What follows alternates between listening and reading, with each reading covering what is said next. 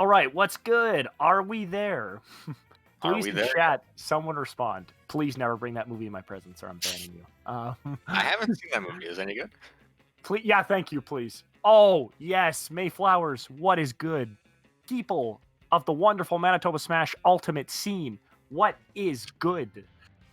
What's We are happening? back after a bit of a hiatus. Audio problems. You know, Joe and I were yapping on and on, but And now we're yapping for you. yeah, So heck yeah. I didn't really have a Yeah. point there. If that's what you're willing to hear, you're going to be hearing a lot of yapping from Greg P and I. So what's going on?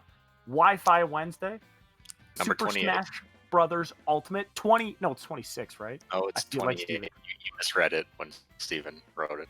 Wow, I need new eyes. That's okay. 28. I'll learn how to read one day, Chad. Actually, Yeah. anyway, so I think the tournament probably is. It technically has been underway. I think. Oh, has it? Or maybe. Oh, Looking at the bracket, it doesn't look like any scores have been reported, so maybe it was held off until now.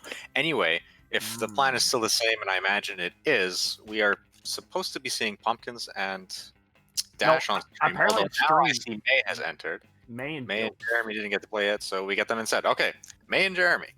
Oh, Jeremy, the dad of the entire Smash scene, the premier dad. We got other dads, but this is like the premier dad in competitive play.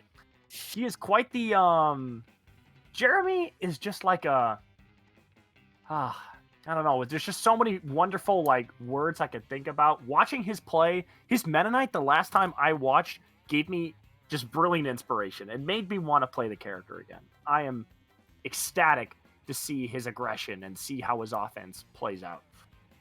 Well, I'm not so sure we'll be seeing the Meta Knight today. We might, but personally, I think he's probably going to stick with the Min Min. With the Min Min, the ramen noodles lady, oof, we're going to see some dope plays. We're going to see Jeremy possibly maybe not getting this close, but you know what? I think spacing and playing new wacky characters is cool in itself. And I get to learn a lot too, so, I mean, I'm pretty excited personally. Yeah.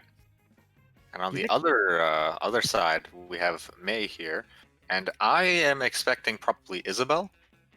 Could be Villager, could be Yoshi, but I think really he's Isabel main first and foremost.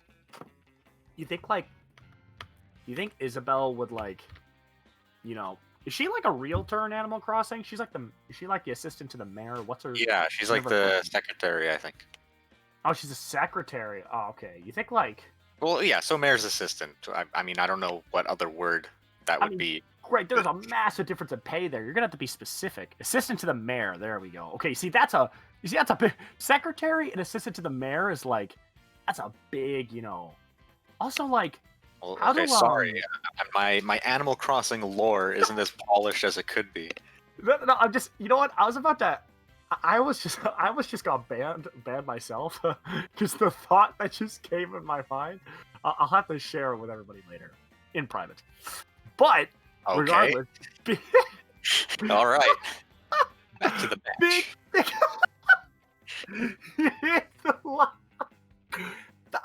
Can I say one of my favorite commentary cliches that I think ages like wide is back to the match when you're not in the match is like my favorite thing. That's my. I wish I could say that. The Pichu from May. Pichu? No. Yeah. Oh, he picked the flower. That's the top tier one. Yeah, that's my favorite one too. And no hand warmers, which is awesome. We can just play the game. Thank God. Thank you, people. Oh, you don't think these guys have been black for 3 hours before bracket? All right, let's see. I guess you don't think that. Anyway. Well, May's been playing a lot of Melee Falco. And I'm not saying Pichu has any similarities at all, but Pichu has that kind of like aggression and combo game that someone who likes to play fast characters or May is trying to pretty much change himself as a player, I feel. The more I see him play Smash, he wants to change the kind of player he is and what he's known for, and he just kind of wants to experiment. He's seen that kills at like 100.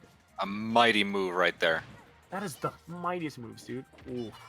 And you're saying that May's playing around, you're saying he's trying to go for the combos and stuff like that, but right now, Dilf is pretty solidly holding on to this. Min Min feels like one of those characters where once Min Min has the lead and has center stage, like it can. Oh, That was brutal. Yikes! Oh my jeez! Oh, man! Oh, that dare still hit! Wow. All right. Just like you were saying, Min Min definitely, yeah. If she has an advantage, it can be pretty hard to get in on her because she stays pretty far away and is able to kind of just poke. And even earlier, we saw the KO. Dilf got it basically from like under the platform. God, the bended like Beckham ball almost ended her. It's the sequel. That up smash. How fast was that game? It went pretty quick. It was pretty convincing for Dilf, although I think May was starting to get in a lot more. The biggest trick is like kind of knowing when to get in on Min Min, I think, because she can kind of just like throw out her punches and just bar you from doing anything if you're a little careless. I'm gonna say it. I think May. I feel bad because he's trying to experiment, find something new. I feel like getting an opponent like Jeremy in the first round is kind of. He's like one of the opponents where when you're trying something new out, something you're not as familiar, he will take advantage of that super hardcore. That's just kind of the player he is, which I feel like that's a little unlucky twist. But AI, he's going Yoshi. That's what I thought. He wants something more familiar so he can actually deal with. Because there's too much. Let's just say it's more like. I feel like the information, like the information coming in from fighting Min Min of all these new things he has to worry about. It's kind of hard for him to manage his own like neutral tools and what Min Min can do in neutral. So matchup experience is really bad for that case. I think Yoshi could be a pretty decent pick since the eggs can pressure Min Min from a bit of a distance far away. Oh my god! He died at 40! I mean, that can happen too. What? But I'm mad! That was so dumb! I mean, Jeremy, a fantastic read, but like, I don't know Min Min could do that. This is new. Oh my god. Yeah, it's a very potent combo. Oh jeez. This Oh my god! This is going very quick. May's got to change something up, and fast. May is such a sweetheart. No, don't do this. It's okay. You know what? It's fine. I believe in my boy May. Jeremy's a fantastic player, but May'll take a stock. He can do it. I super believe. Okay. She's struggling on ledge right now. Oh, the that downside aren't too bad. May's getting in the danger zone, but he's also getting Dilf into a kill percent. And I think if he can just get Min Min off stage. Did you see that? His up smash low profile Yoshi's grab. I mean, Min Min's up smash low profile grab. That's gross. Okay, I told you. I'm like a tarot reader, dude. Oh. Okay, let's see. So that's up B. Dire. Right? I feel like that was the up B I just saw. Ooh. The grappling hook? Yeah. Like in the stage, I mean. Yeah. Oh. On stage, he has like a trampoline, so that would be her up B. That was a very dominating match. I think it could have been an issue of matchup inexperience. Great. And he died at 40. And Dilf is very proficient with his confirms. I guess that ain't even the half of it. That was emphatic, to quote a great man. I forgot his name, but he was a commentator, and that was just emphatic. That was convincing. That was every single adjective you can think of. That dealing with effective, proficient. You could say that KO was explosive. Very explosive, man. God, he explosion from his fist extended it to my brain, dude. Oh my god, that was just jeez, Min Min, man, that's she plays a different game.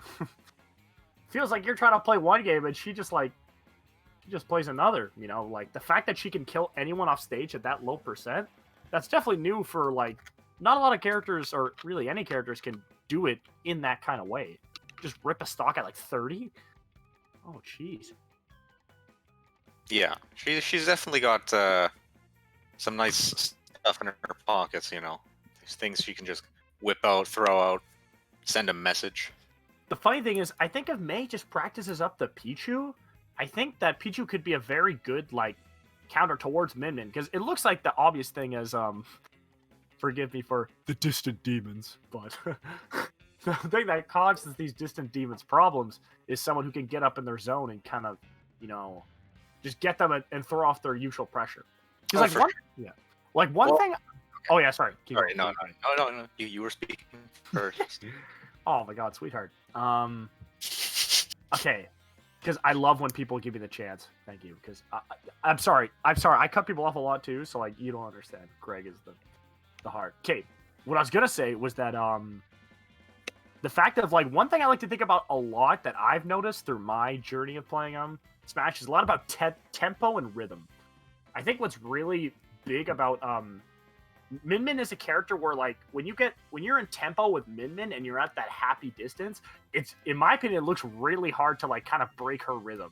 So the minute she hits you with like one good like fair, it becomes that much harder if the Min Min is more like it's just easy to counter approaches.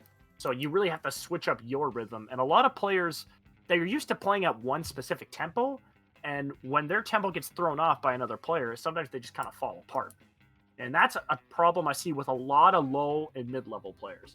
When you start seeing players like ascend from that mid-level is when they're able to like switch up their tempo to adapt to the strategy that unfortunately your opponent makes you play, aka if your opponent plays Duck Hunt and they're throwing a lot of projectiles at you, instead of just running in and trying to like shield or parry everything, you kind of just sit back and you're like, okay, assess the information, try to either predict what's going to happen, or like if the Duck Hunt's on Smash Bros, like, all right, I need to get onto the platform, therefore he has to throw this projectile to hit me in this situation. It just becomes more complex depending on stage as well. But I think tempo is important to talk about when talking about a character like Min Min, right? Yeah. She's definitely very unique in just where she's able to pressure her opponents. There's nothing else like her in the game. No other character is quite like that. And I think, we were saying earlier, a way to deal with her, you want to get in on her, but that, like you're saying, that is also the problem. Like Min Min has her sort of close range boxing. She can just kind of quickly throw out a jab or something. I say jab, it's more like a fair or F tilt, but you get the idea. She kind of quickly throw it out and send you flying, and then she follows up with something else. Yeah, it's definitely. Yeah, honestly, up smash 2 and some for like about to get in, and then like once you get in, of course, if your punish game is good, then it's like comboing any other character, and she is pretty weak off stage. But it's the way you approach her is, I think, so kind of different than any other, let's say, zoner. There's a different nature. Yeah, no, I definitely agree with that. Because honestly, even after watching that, I still don't really know, like I think it's in this game, one thing I could never figure out why I stopped playing for a bit is trying to get through zoners, because parrying isn't really the answer. Because people just say, just parry. I'm like, I feel like it's not a very viable strategy. But obviously it depends. Like, if you get close to a zoner character and you parry the projectile, then that's good, because your frames of advantage will be enough to either read an option or like pull out an option to punish. But you know what? We'll get into that discussion later, because we got Donkey Kong vs. Hero, like you were talking about on Pumpkins. Pumpkins and Philly. So I'm curious to see how Pumpkins plays this out. I know Philly, of course, the quickest 71. He did like 4 moves. This is Corey. You can't do that. That's Corey, man. Crit without the crit. Mad dude. Oh my god, that's wild. Oh. Okay, let's check it. You know what? The one thing I do love about Corey, though, he's one of the more calm players. So even a fast talk like that, he understands the character he plays is used to getting comboed. He's not worrying too much about. Oh yeah, he's not phased at all. That's top player nerves. It's just part of the business, right? It's part of being the best, baby. Oh my god, you did that on purpose. I feel. Whoa. Oh, dude, that was sick, dude. You did the punch. That was a mighty fair. The mix-up, dude. Yeah, the punch looked like he's gonna grab ledge. He looked the Hero in the eyes and said, You're not gonna swing. And he didn't. He's like, you won't. He's like, I dare you. He's like, you won't. He's like, I will. Oh, that back air is. Oh, are we gonna see some hero shenanigans? What kind of hero player is he? I'll know after this Accelerado. Well, even just looking at the match, it's Pumpkins has a pretty early lead, but he's not afraid of going in and beating up Philly a little more. He's kind of playing, I think, sort of passive aggressive. I agree. He's playing DK like his style looks like it works against DK really well. Where you're right. He's not really approaching him, but he's also not really running away. He's just he's standing his ground. He's picking his battles, and he's, I think, getting away with quite a lot of good hits. This is a bit precarious, and that was not a good. I don't know why he did a directional air dodge there. I think he thought he could grab ledge, but I think I would have just done a neutral air dodge there, because then he still had enough mana to B, right? Because like the 2 level up B is only like 13 mana. That still hit him. That's crazy, man. Sorry, folks. Sometimes I want to keep up sometimes, but like sometimes things just happen too fast. There's some nice bobbing and weaving from Pumpkin's side, and kaboom. Oh, does anyone get grossed out when like DK dies? You see his eyes just fall out of his like socket. Like it's just not falling out. They're stretching. It's like they're like little snails coming out of the shell saying hello. Oh, why would you say DK's eyes are snails, dude? Ew. Just imagine they're like, out, beautiful spring morning in the garden. Oh, just you the dew. Let us out for them. Just all the dew on the grass as DK's snail eyes come crawling out of his eyes, dude. But yeah, that was convincing. Pumpkins took a super, but honestly, for once, where Philly was kind of bringing it back. Like he got zeroed to death on the first stock, right? So we still kept it pretty competitive. Yeah, Philly's really good at getting the right hits. Sometimes he gets hit, but he knows how to get the right hits to bring it back. Oh, he read that jump, and he did the run to the ground, then up air to read the jump for the platform. That's something we didn't. Sorry, yeah. Oh yeah, no, keep going. I was just gonna say he did the B reverse down B, and that's something I don't think we saw too much last round. But I know he likes to do landings with that and combos out of it. So I'm wondering if we're going to see a bit more shenanigans with that in this match. So far, it's looking pretty good for Billy. Bro, he got reverse fair on that. Did you see that? That's how big DK is. Reverse fair on hero. I feel like you don't see that often. Pumpkins is bringing it back. He's using some pretty good spacing. But, of course, you never want to be above DK. Yeah.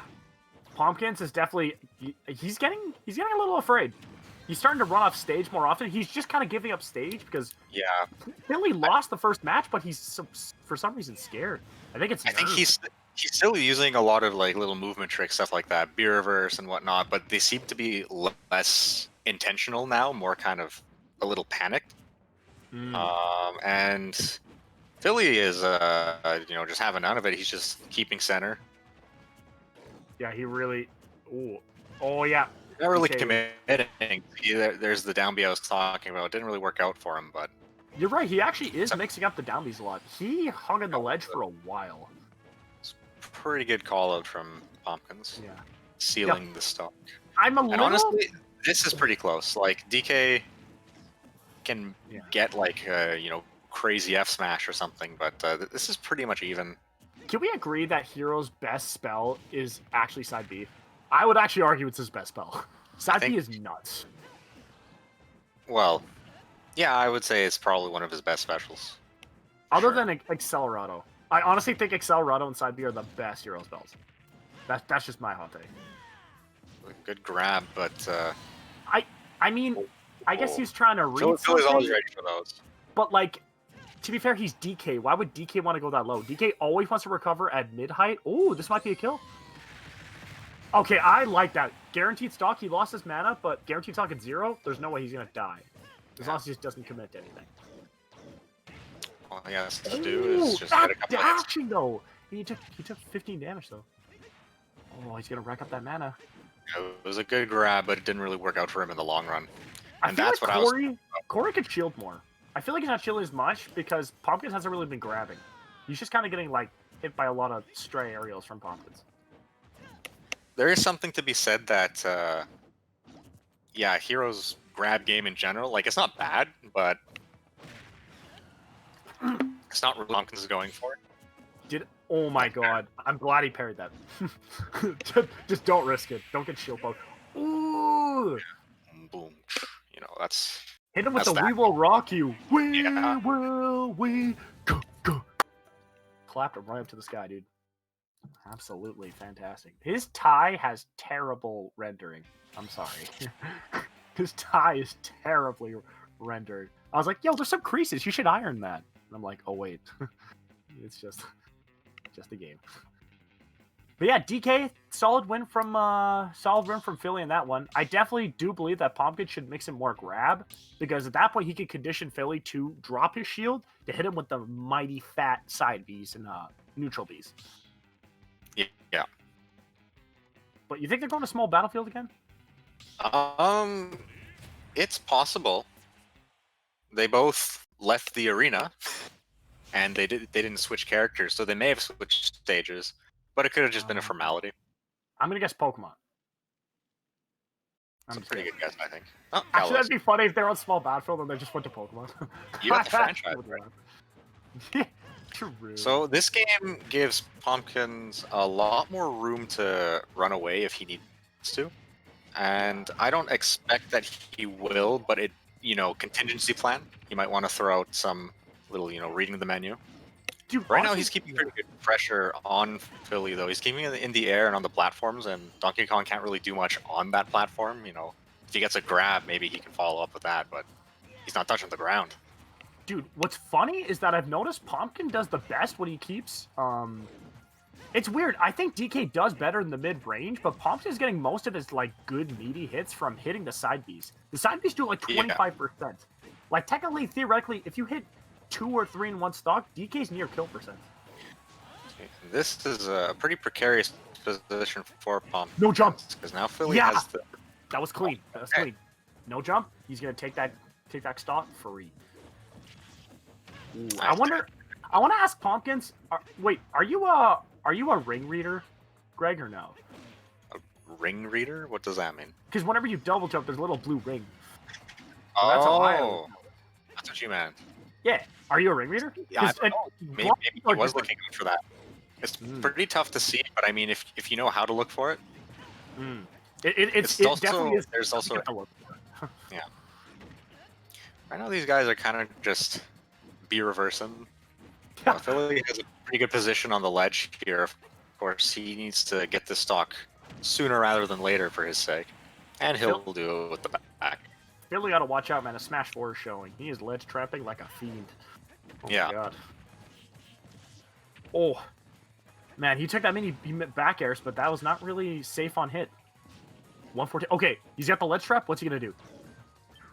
All right, Philly went for the up tilt and it didn't connect after the down BB reverse. Oh my God. Okay, what's he gonna do?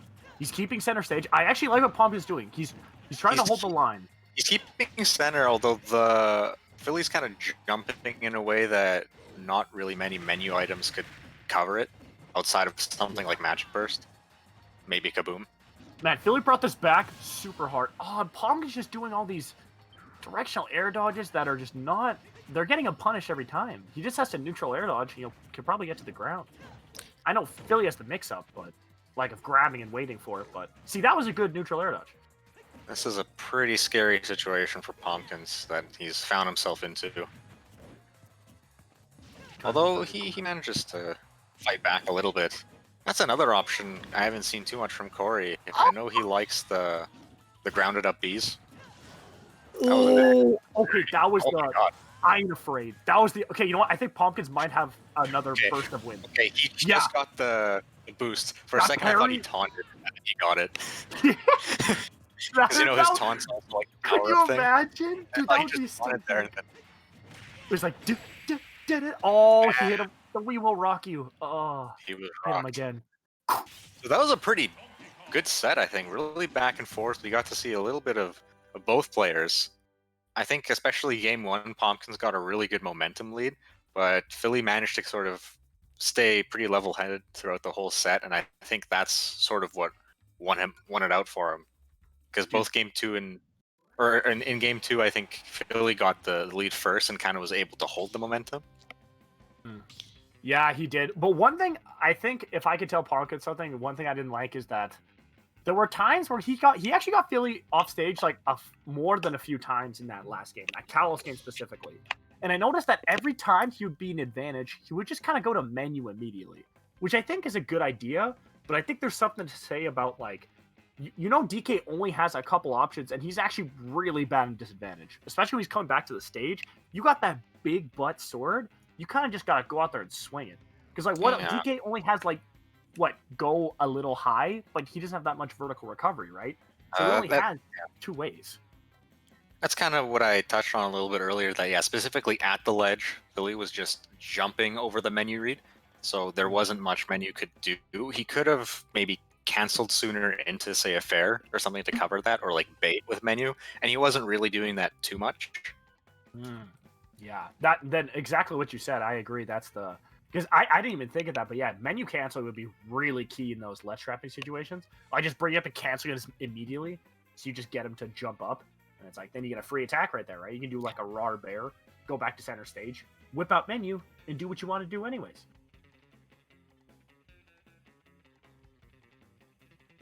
So, what will our next match be? I wonder, yeah, because honestly, that matchup is interesting. Who wins it? I don't know much about Ultimate matchups. I want to say that DK wins it, because I think, like... But I don't know, but he's a sword I would say Hero, probably. Just because if Hero wants to, he can slow... He has about the same range as DK. Maybe DK's burst is better with stuff like back air, since Hero's aerials are very slow.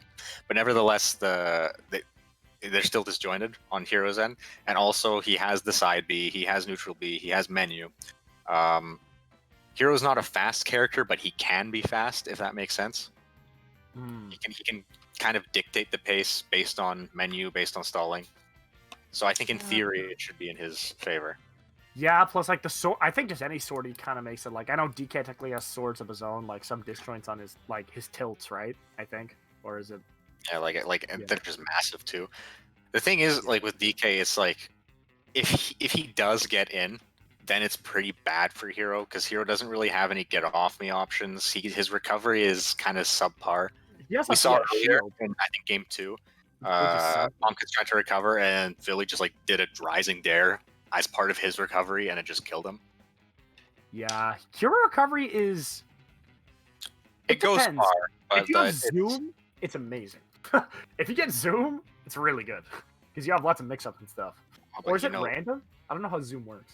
Yeah, like where you end up. Yeah, where you end up, because I never know. So far as I know, it's random.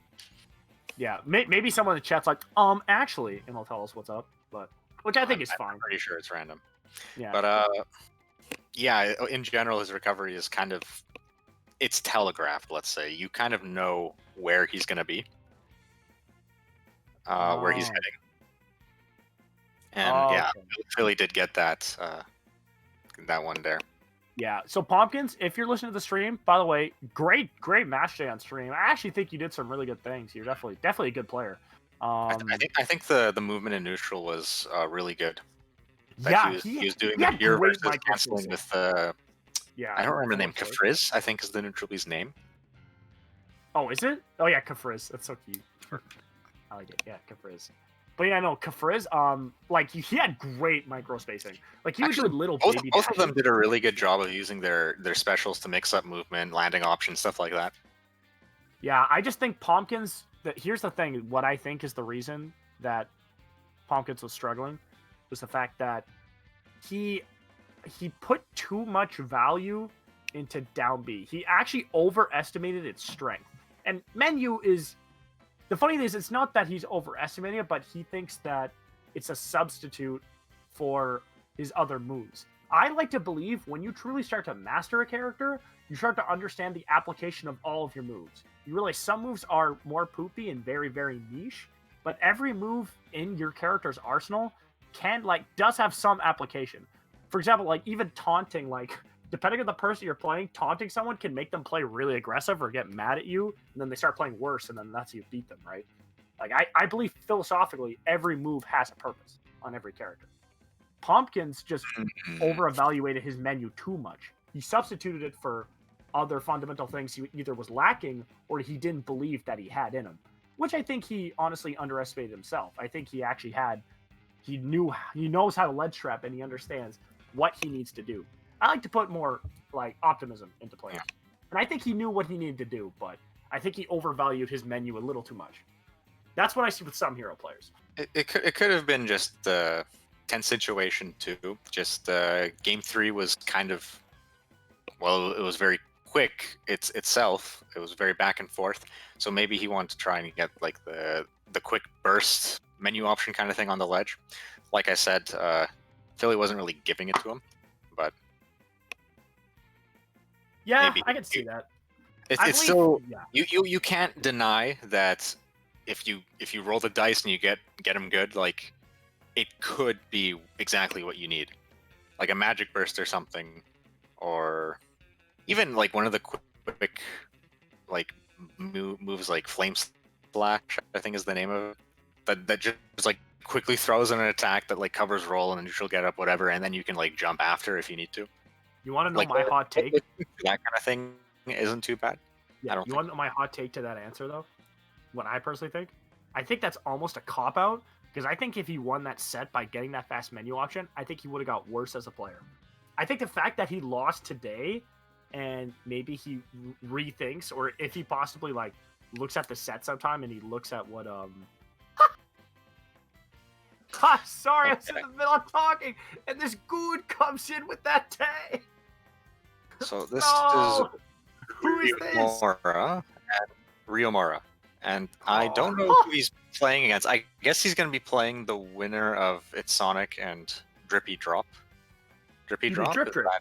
No, Drip Drip, man. You don't remember Drip Drip? Probably, yeah, that probably is Drip Drip. It's just in the bracket, his name is Drippy Drop. Oh, yeah. Dude, you want to know a fun fact about Drip Drip? Let's know a fun fact about Drip Drip.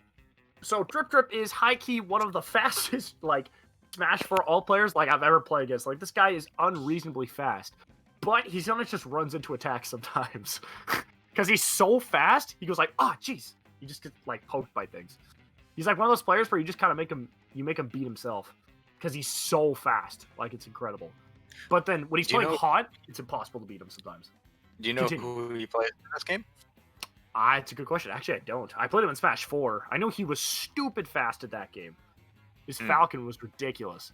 But then I still beat him in Dittos because I just spammed up air. And I was like, hey, it worked. Smash 4 Falcon. I know. But then Alt Falcon, it's the same thing. It's just up air isn't as good. It's still amazing. Side B. Yeah, with side B, oh man, side B, upper, upper, upper, upper. The funny thing is, you know what they did with Alt Falcon in this game? What they do, Joe? What they did? Great. They took Falcon traits from every single Smash game, because the up air chains, how up air works is it's pretty much just like Smash 64. Like the fact that upper, upper, upper, up B is a thing is like, yeah, so there's 64 combos in this game. The fact that you can do landing nair into like anything is like, that's definitely more of a I wouldn't say it's a melee thing. I guess that is technically more an alt thing, but how Smash 4 was the landing up air to knee, they just changed that from landing nair into knee. And honestly, I think it's cooler because I really love landing. I love single hit aerials that are like multi-hit. I think it's so sick, dude. I like the concept of moves having utility based on whether or not you go for the full thing or if you try to cancel it. The fact that you can cancel it, I like the premise. That's creativity. It gives you options. That's the great thing about fighting games. I love how like a lot of the way that combos or like things get extended is by like canceling the effects of moves. I do agree with you. I think it's pretty sick.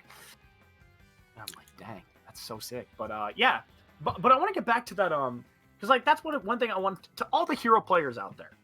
I want to say something to you. I'm talking to you, all the hero players in chat, in Manitoba Smash League. This is also talking to you, Greg, because I know you got a hero. I know you'd be playing that character. Here's the thing. Hero is a lot of fun, and Hero is great, and Menu is fun. if you're competing in tournament, I think you just have to realize that like menu is good, but menu isn't a substitute for like neutral. You know what I mean? It's not a substitute for footsies. It's a the thing is your neutral can get magnified by 1 billion. I feel like playing hero can be mentally taxing also sometimes because like if your menu doesn't give it what you want, isn't that kind of stressful? Well, the trick is you don't want to be using it all the time, but if you have an opening, the whole strength of it is that the opponent and you won't necessarily know what's going to happen. So the ambiguity is itself very powerful. But I know what you're saying. That over consistency, sometimes it's better to pick consistency. In every competitive thing ever, there's always things where it's like, if I go for this specific setup, I can get a kill. Or it's like, I can go for this lower reward thing, but I can get it every time. It's like, oh, go for that. Because like you want the thing that you can always count on. And Hero still has tools that are still like outside of menu are really good. Like I'm saying, I feel like all the best heroes I see abuse side B. Even you do, Greg. When you're playing good with heroes, it's just you abusing side B.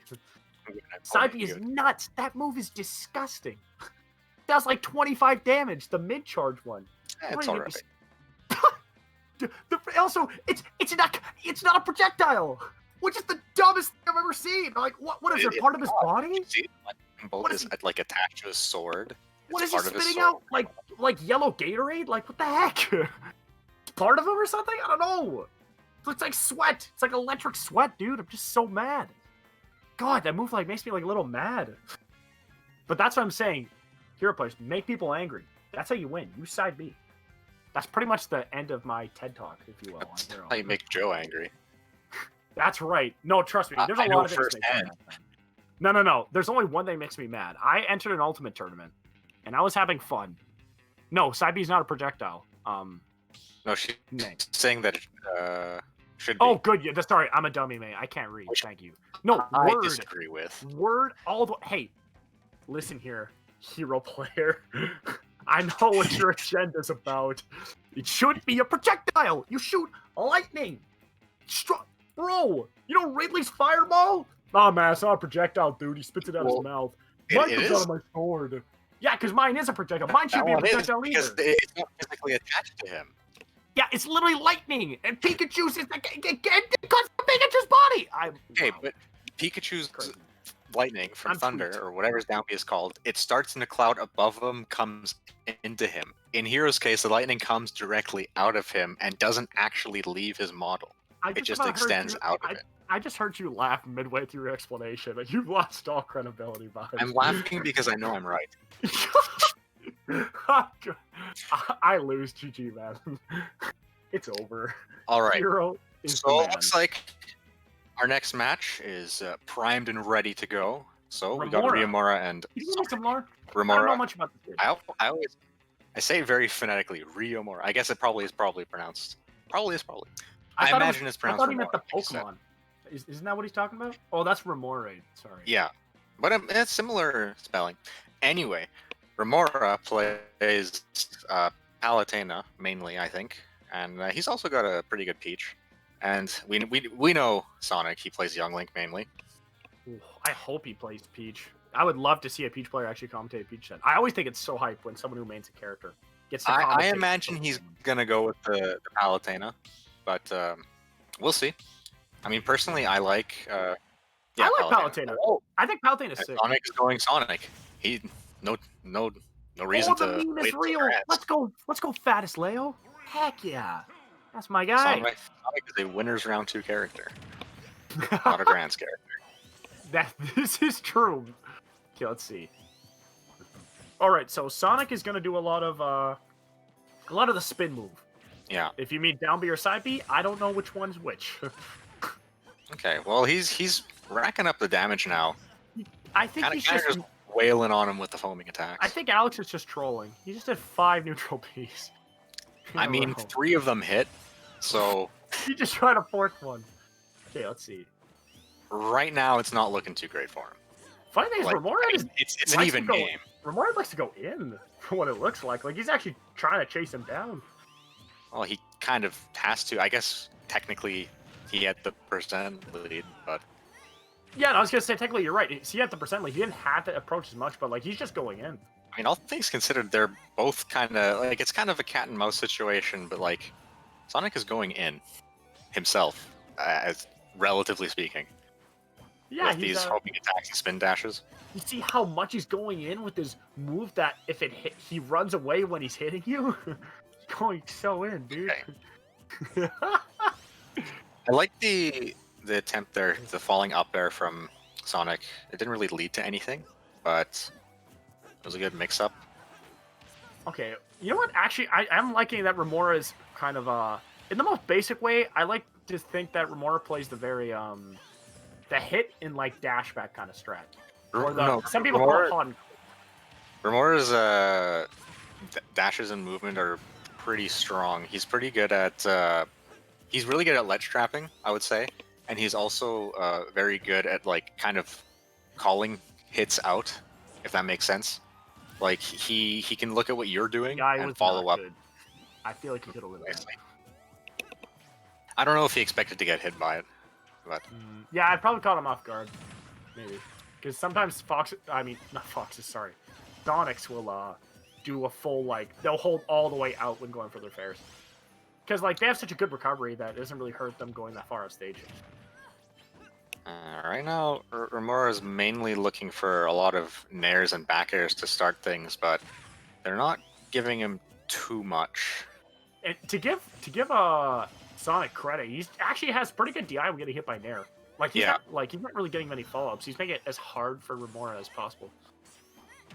Because Remora's winning neutral a lot, but he's I guess because it's Sonic, he can't really capitalize as much.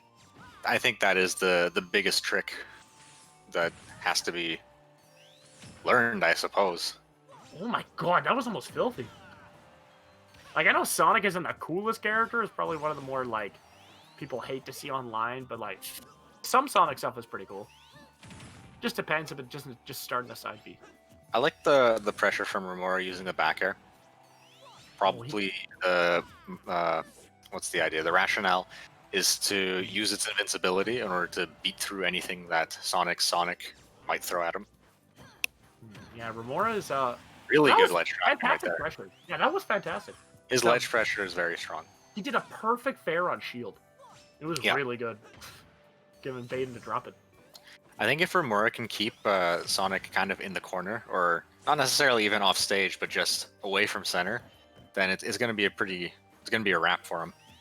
Dude, I want to know, is there like, look at the shield pressure too. Like his bears and fairs are like really dwindling Sonic's shield right now. Dude, does Dash Attack have some invulnerability on Palutena? Yes. Okay, I didn't know. I was making sure because I feel like that's a key move Palutena is looking for, right? Oh yeah, it's very good for her. Ooh, and the kill throw. Is he? Okay, I thought he was teabagging for a second. Knowing Sonic, that's probably something he would do. Oh my god. Oh, that call! Very good down tilt. That was a good catch. Man. He's kind of just... Yeah, to be fair, Remora's playing a little more disciplined. I've noticed as the farther the game goes on. Well, except for right now, but just kind of... Well, he was getting hit. No, I mean, like, he kind of jumped up, like, trying to go for a fair. When what's been working is that he's kind of just, like... He's ledge trapping. That's the big thing. Yeah, earlier he was mostly going for the nairs to try and start things, and they kind of didn't give him much. But right now, like I was saying, he's just keeping Sonic in the corner for the most part. And that was a nice spin dash double nair combo. That was actually pretty cool. I think he was predicting a roll from Sonic there. He didn't a fair. Another spot dodge. Okay, he's got to watch out for that spot dodge. Is Sonic going to keep doing it? Is he going to give it to him? Or is wait till Remora finally punishes it? With last stock, that Yomi read can be huge. Yeah. Okay. All right. Oh, that tech was so clutch. Oh, I thought he was going to get it with a down tilt. Oh my god, these techs! Yeah, I'm not too sure about that. Relax. Chill. One of you chill. Oh my god, that still hit. That's crazy. Sonic really, he came back from a pretty big deficit on that last Sonic, good stuff to Remora, but also fantastic work to Sonic. His DI was good throughout that whole game, and I feel bad because Remora won neutral like 80 times, but like you said, if Remora didn't ledge trap properly, Sonic just got stage back for free. I can see why no, people no. The don't ledge like him. trapping was what was giving him the most damage. It was just in neutral when Yeah. he was landing nairs. Like you were saying, Sonic was, I guess, DIing or SDIing properly. Remora wasn't really able to follow up with anything. And then No combo Sonic was able starting. to just chip away and even it up, and then we got the fair. Spin dash fair. Oh, okay. I'm glad Steven actually gave me the Palu knowledge, because that does make sense why the shield itself said has invincibility. Oh, did you? Oh, sorry. Well, no, Steven said in chat, but Oh yeah, because I also mentioned it. Yeah, which is cool. I like how that's actually good attention to detail. Because her shield does make sense that it would have invincibility. So it's like, it's protecting me. Ah. I don't know if it makes sense. I mean, you know. I mean, oh, big brain Greg. Going on into round 2. All right, so let's get into big it. opening You're right. for Sonic, got the spin dash. Let's pick it up. I mean, I hope that Remora keeps doing what you were talking about and capitalizing these ledge traps. Yeah, because really not getting anything started off. Palu's usually amazing combo game on Sonic. There we go. But airstream, I think he meant to go for a drag down onto the platform with the second there. Probably. Yeah, I agree. I think that was just buffered. Yeah. Like just a slight mistime maybe, but Wi-Fi too, so that actually may have played a part. that was a good call out from Sonic to go for those jabs. He knew Remora was going to come in. Sonic is actually starting to capitalize more on his hits. He didn't go for the up B there. Oh, I feel like he meant to up smash there. That because he did up angled F smash. I feel like he meant to up smash there. Okay, ooh, there's that dash attack coming in, breaking through the spin dash. You know what I feel like we should? I think Remora should do. He should back air more. He has not really been back airing very much. We just saw one there, but as you say it, most of the time though, he did it like in this situation where he has him on the ledge, doing back airs would be way better than going for nairs. At least that's how I see it. Ooh, I see in chat a good question has come up. Would using counter be a decent idea every now and then? I think no. I actually think probably not. I I think Sonic might, if he can't just flat out pass through it. I just think Palutena's counter kind of doesn't do much. Plus, yeah, think about the risk reward. Even if Palu hits the counter, like, what do you really get? I don't think it even really kills that much, does it? But I mean, until we see it, we can't really know for sure. I was gonna say for certain. Yeah, and for sure, we can't really know. Because Sonic's a smart player, so even if you counter, like, if you Palu counter his spin dash, you maybe get like 10 damage when you could have just done like a bear, and maybe got a combo off it. It's just kind of plus if the Sonic reads it, he gets a meaty punish for your measly reward if you hit it. So yeah, I just overall think it's the best choice. But remember, no useless moves, right? Yeah. The mental damage. You know what? That is a factor. I was gonna say there's this niche for every move, as I say. Yeah. So I think the counter could play a role. I like how Ryomura is playing right now. He's not going in, which is good, and he's keeping Sonic out with those back airs, with the F tilt even. And there's the back airs. I'm saying he's got to use these back airs more to his advantage. Personally, I'm not as crazy about the up smashes. I feel like he's throwing them out a little too fast. It can two-frame, so I understand why he's going for it. For sure. On Wi-Fi, that's really hard, personally. Like, to time it. It might be a matchup thing, too. Well, okay. Oh, okay. Well, all right. Okay. That's... yeah. As soon as we say it, it works. We're commentator blessers. You know that? Every time we say something, it just hasn't been working. It just works. We're like, ha. All right, well. Now I look like a fool. Parry F tilt? I don't know about that one, Chief. Ugh. Maybe just like... if Sonic was sleeping, you know, could have caught him.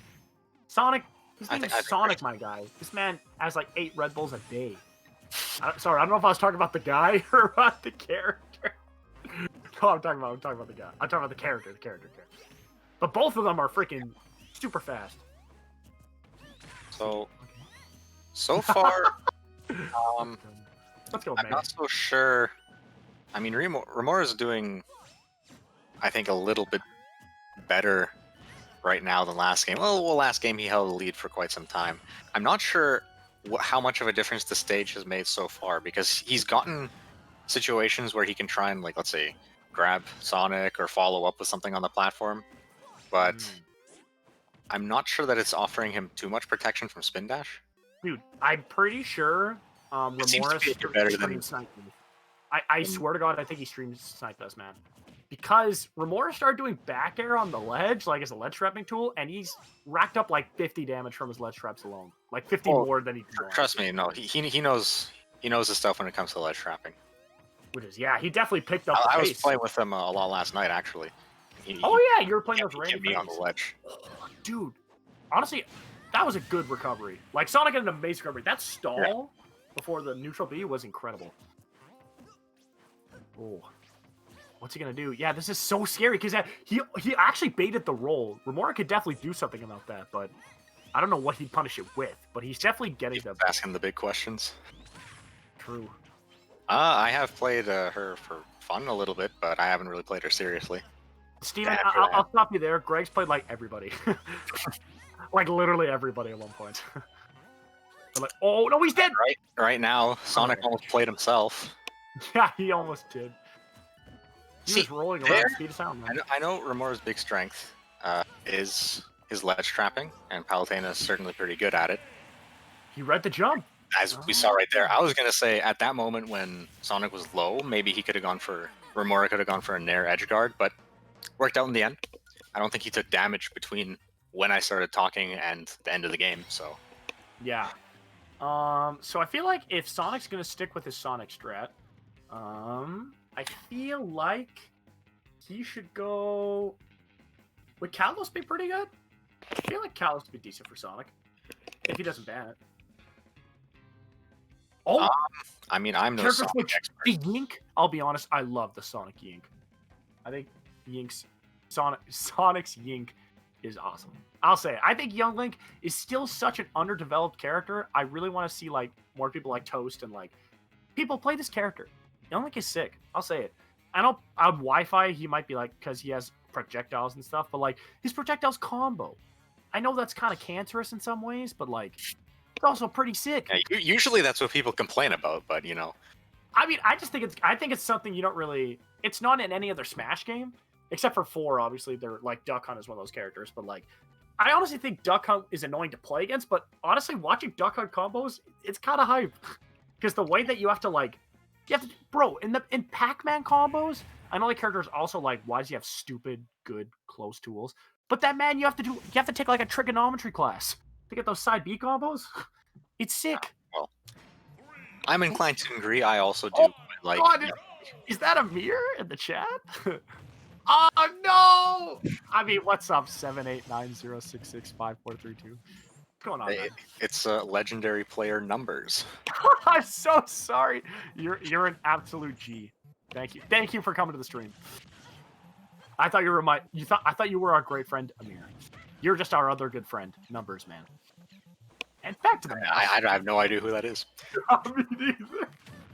Let's get no idea. So this is pretty good for Sonic so far. Wow, Sonic racks up damage pretty quick, but sometimes he has to use the Sank Nair to get the kill. Did he just teabag the man to jump at a shield? That was some insane mind games right there. That was actually really cool. That was the coolest thing I've seen in a hot minute. Good dash attack. God, I'm gonna start doing that. I'm taking that, Remora. That's pretty dope. Let's see. Right, this ledge trapping you're talking about, he's doing a great job here. Oh, thank you, Numbers, for following. Numbers, man. What the follow? Yo, that's my guy, dude. Let's go. Oh, and the back throw? Okay. All right. Oh, okay. Got the long hang. Oh, he actually read the up B to stage. And why does Sonic always kill with that? Why? Because no one expects it. I feel like we've said that so much, people should just know. Oh, here come the Nairs. That was the most Wi-Fi combo I've ever seen. Okay, that was kind of 3 Nairs into spot dodge. That's the Wi-Fi, bro. Oh, jeez. Yeah, Sonic's doing a pretty good job of just keeping Remora out. Remora can't really get back to the middle, can't hit him. Falling out of Nair. Oh. And he's There's an opportunity. The counter! It played a role. There's an opportunity to see Palutena's counter. Wherever May is, May just started pogging. That was Ooh. let's see. And what? That was brutal. I didn't think that would kill for a second. Oh my. But I guess 140% or so. Oh god, man. Like, that was a good dare though. I guess he called out the nair, but like, it almost just looks like it shouldn't work at all because I'm like, man, it's not that that move's that slow, but it's definitely not fast. Oh, the run off stage boomerang into arrow actually just looks kind of cool. Because that's so good, the fact that you just kind of, you get away from any hits, unless Paolo commits like a dash attack or something. Yeah. And that pretty much puts you out of pressure. Okay, let's see this ledge trapping you're talking about, Greg, because I'm trying to pay attention now to why Remora's pretty solid. He dropped that ledge guard, but it looks like it's harder to edge guard Young Link. My goodness. You know, I didn't even like realize just how quickly the percent was piling up. I thought Remora had another stock. What happened? Oh yeah, the dare killed at 100. That's right. Young Link didn't usually kill that early. That's like his biggest problem. Unless you hit the kill combo, like he kind of has a hard time killing. Man, you know what I've been thinking about a lot? That kind of like thinking about. Like, you ever notice that people are like, man, my character has such a hard time killing? You notice how everybody says that about their character? I feel like literally everyone does. There's only like a couple characters that like don't have that problem. Because like most people are like, yeah, my character just sometimes just has a hard time killing. All right, name 30 right now. Do it. Name 30? I feel like I've heard like, yeah, I'll think of characters that I think don't have a hard time killing. I think Bowser has an easy time killing. That's like his whole shtick and gimmick. Hello? Side beat doesn't kill for like 70. Upbeat, Ike, upbeat. No, even Ike honestly has a hard time killing sometimes. Unless, if you hit the nair, obviously it's easy. Yes, kill combos, but like, I mean, once they get to like 140, like if you get to a high enough percent, it's kind of hard to kill with Ike. There's a lot of characters that if you don't get people within your like confirmed ranges of killing, it can be kind of difficult. I just noticed that everyone says that about their character, which I find interesting. Maybe that's a testament to how good people are at DIing certain things. Like getting out of certain setups, right? Maybe, yeah. Yeah, I just feel like I see that a lot. Like, man, like sometimes you hear like honestly, sometimes. Yeah, no, yeah. That's imagine. Did Kevin just say? Imagine having confirms. Lamau, I play Ridley, bro. I don't have any confirms.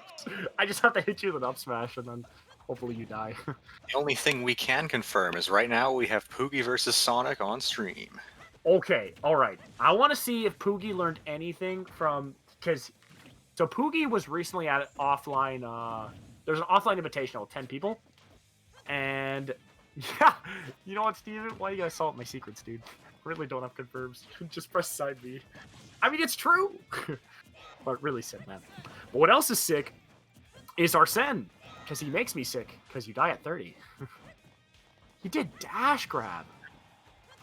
And did the slow dare. Okay. So do all the links do both links, Young Link and Big Link, have auto cancel dares? I just noticed that. I think they both have windows for it, of course, yeah. Oh, yeah, that's crazy because yeah, Young Link I love because you can combo at low percent the double dare on Young Link, right? Like that.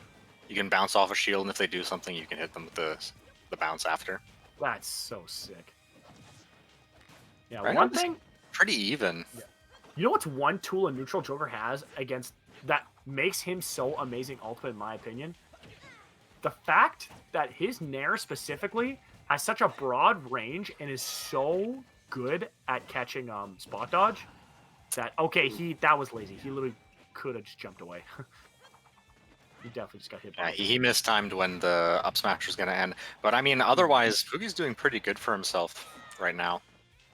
Okay, Poogie, finish it. Opportunity, and something happened. I'm only a little hard on Poogie because this kid has the heart of a competitor. You know what? I just see him playing, his excitement for the game, and it shows in his combo game and his play that he really has a love for just for like the pure hearts of Smash. So like I just want to see this kid succeed. But I also love Sonic because I don't know, I just really like Young Link and I like this player. I like all the players in MB, but like some players, they just catch my eye the way they play. And right now, Poogie, single hit fair. Oh, that's cool. Poogie's gonna make good use of that nice back air. And honestly, this game isn't too far gone. That bomb still hit him. Just hit him. Yeah, he lost the punish there. Was that a big brain bomb, or you think just an accident? I almost want to say it was a big brain bomb. I feel like he did that to cover that. That's it was a very, it was a heroic bomb, you know. you know what? I love that. That wasn't a heroic side bomb. you're on, but Jeez. Good air dodge there. Yeah, no, I was going to say that Nair with Joker is amazing in ult because it's such a long-lasting hitbox, and you'll notice MKLeo will catch a lot of air dodges with the Nair of Joker. It's actually really good at catching because it lingers so long, and it reaches pretty low to the ground. So it's actually really great. I was about to ask, has Sonic really been air dodging a lot? But the moment I was going to ask that, he did an air dodge, so... But Fugi didn't nair him. Yeah, which is crazy. Because obviously... Poogie's playing pretty slippery right now, which is good. To be honest, he has been the whole time. But now especially, he's just not getting hit. Yeah, but the bad thing is, whenever Poogie gets hit, Sonic is definitely capitalizing. Like, he does 50 damage with every interaction he gets. That is the mark of a good player. Tetrakarn sent him that direction, but I guess there wasn't any avoiding that. Oh my, that was almost BM. Man is going for the god plays. Yeah, that was a BM kind of, like, roll. There's like no reason for, because I guess he thought he could scare Sonic, but he did scare him. It just took 3 moves later. But still, it's something, man. Oh, catching the bomb. He got punished for doing something good. It's a good Rebels guard. But the tech chase didn't pan out. These Rebels guards have been on point this set. I've noticed that. He's actually gotten a lot of like free Arsene. Oh, he just needs one. Really good catch. This is how it starts.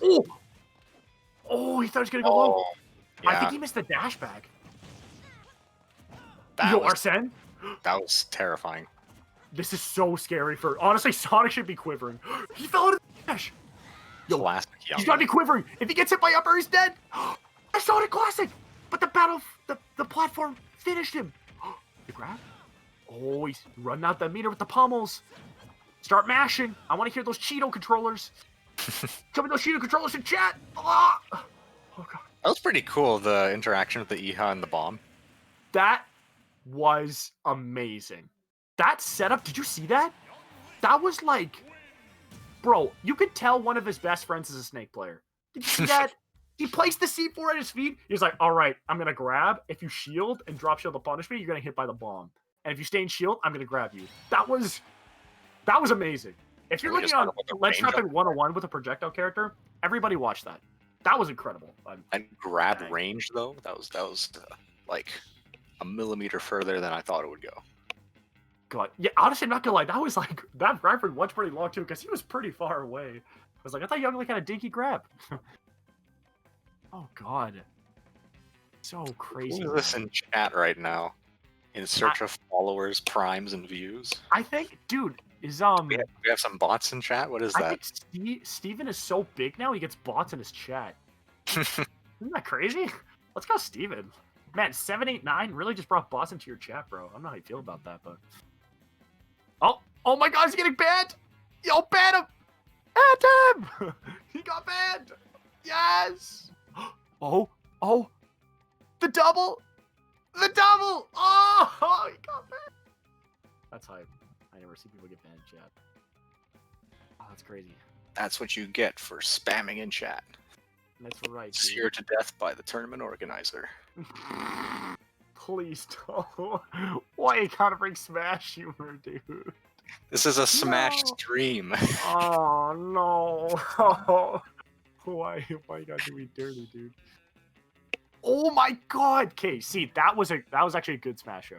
I'm sorry, Greg. You got one up by Steven in the chat. They got booted just like Young Link's F throw. That they got booted. Absolutely schmooved on, dude. Give him a shick. Like shick hydro.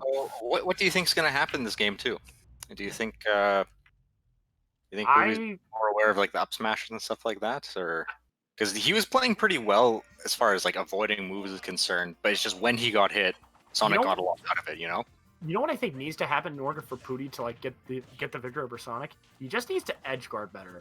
I've noticed that's one of Poogie's weaknesses. When he's on stage and comboing, he's incredible. But the moment he gets his opponent off stage, I feel like he just almost gets like... I think he almost overthinks it. Like, he thinks about too many things too much. He just needs to simplify it a little more. Unfortunately, dropping the follow-up out of the grab. I don't think he wanted to do a full hop. Well, he got bopped in the beginning, but now he's about to bop him, and he caught up with 2 moves. Arsene is nuts. That was a clutch counter. Yeah, that was very close. Oh, air. Oh, it should be a kill. Oh, dang. Actually, you know what? Sonic couldn't really read the drift there. Ooh, the nair to stuff the approaches. Oh, Sonic wanted to get the jump, but he couldn't out frame data Joker's move. Like, fair is kind of slow, though. Yeah, I'm not sure if gun was the option there for the sort of mid-height recovery Sonic was going for. Although that gun... Oh my god! Dude, he swooshed! You see that? Oh, I saw it. I'll give him the boot like that bot. Oh my god. Absolutely nuts, dude. Okay, he's got no jump. This is it. Okay, it still worked. It still worked, yeah. Worked out. Checks out. No And the dash attack from Young Link, that's not a move you see too often. Actually, not really. It's very rare you see that move, because all his moves are such low lag, so why would you use a laggier move like dash attack? But it's got that burst range, so yeah. I mean, hey, you're gonna catch him sleeping, you know? Ooh. Okay, I really am liking that, so Fair is how safe is Fair on shield for Young Link? It looks like it has to be kind of fast if he doesn't low on your shield, right? Because that's what it looks like to me. I mean, I don't know the frame data, but I think if you space it right, you can kind of get like Fair 1 and then jump out or follow up with something. Yeah, because I like Sonic's use of his boomerang and arrows that he's been showcasing right now. Basically, he's let's say not really committing very hard to anything dangerous, but he's getting a lot of damage, a lot of mileage off of it, forcing Poogie into to like go where he wants him to follow up with even more. Dude, no, it's actually true. I feel like you're right. Now that you say it, you notice that he only really uses projectiles when he's safely at the mid-range. Yeah. Like, when he's approaching the close range, he puts his projectiles away and uses his super fast burst options, like you should. And that's why he doesn't really get punished as much for, like, using projectiles. Because Poogie's not very, he's not on the right side of these punishes.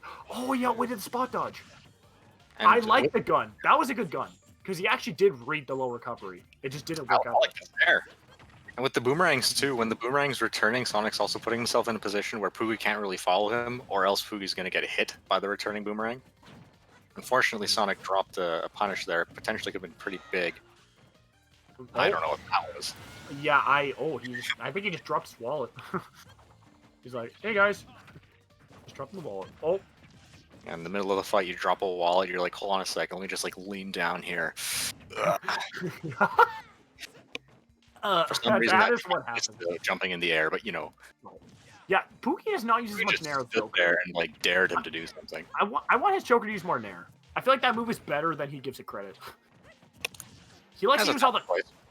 This is a pretty good ledge trap right now, although he gives up the stage, and yeah, well, he gets it back with the get up attack. The Rebels guards are not. I honestly think he needs to use Rebel guard less against Young Link. Yeah, that just killed. Yeah, that was just. Oh, that was. Didn't that just gross you out? Like, I feel like I need to go take a bath after that. Ugh, the F throw kills. Blech. I mean, it is a kill throw. I think the biggest thing is the surprise factor. Maybe Poogie could have DI'd it a little bit better, but he was already at a kill percent, obviously. Also, it's pretty fast. Like it can be hard to DI.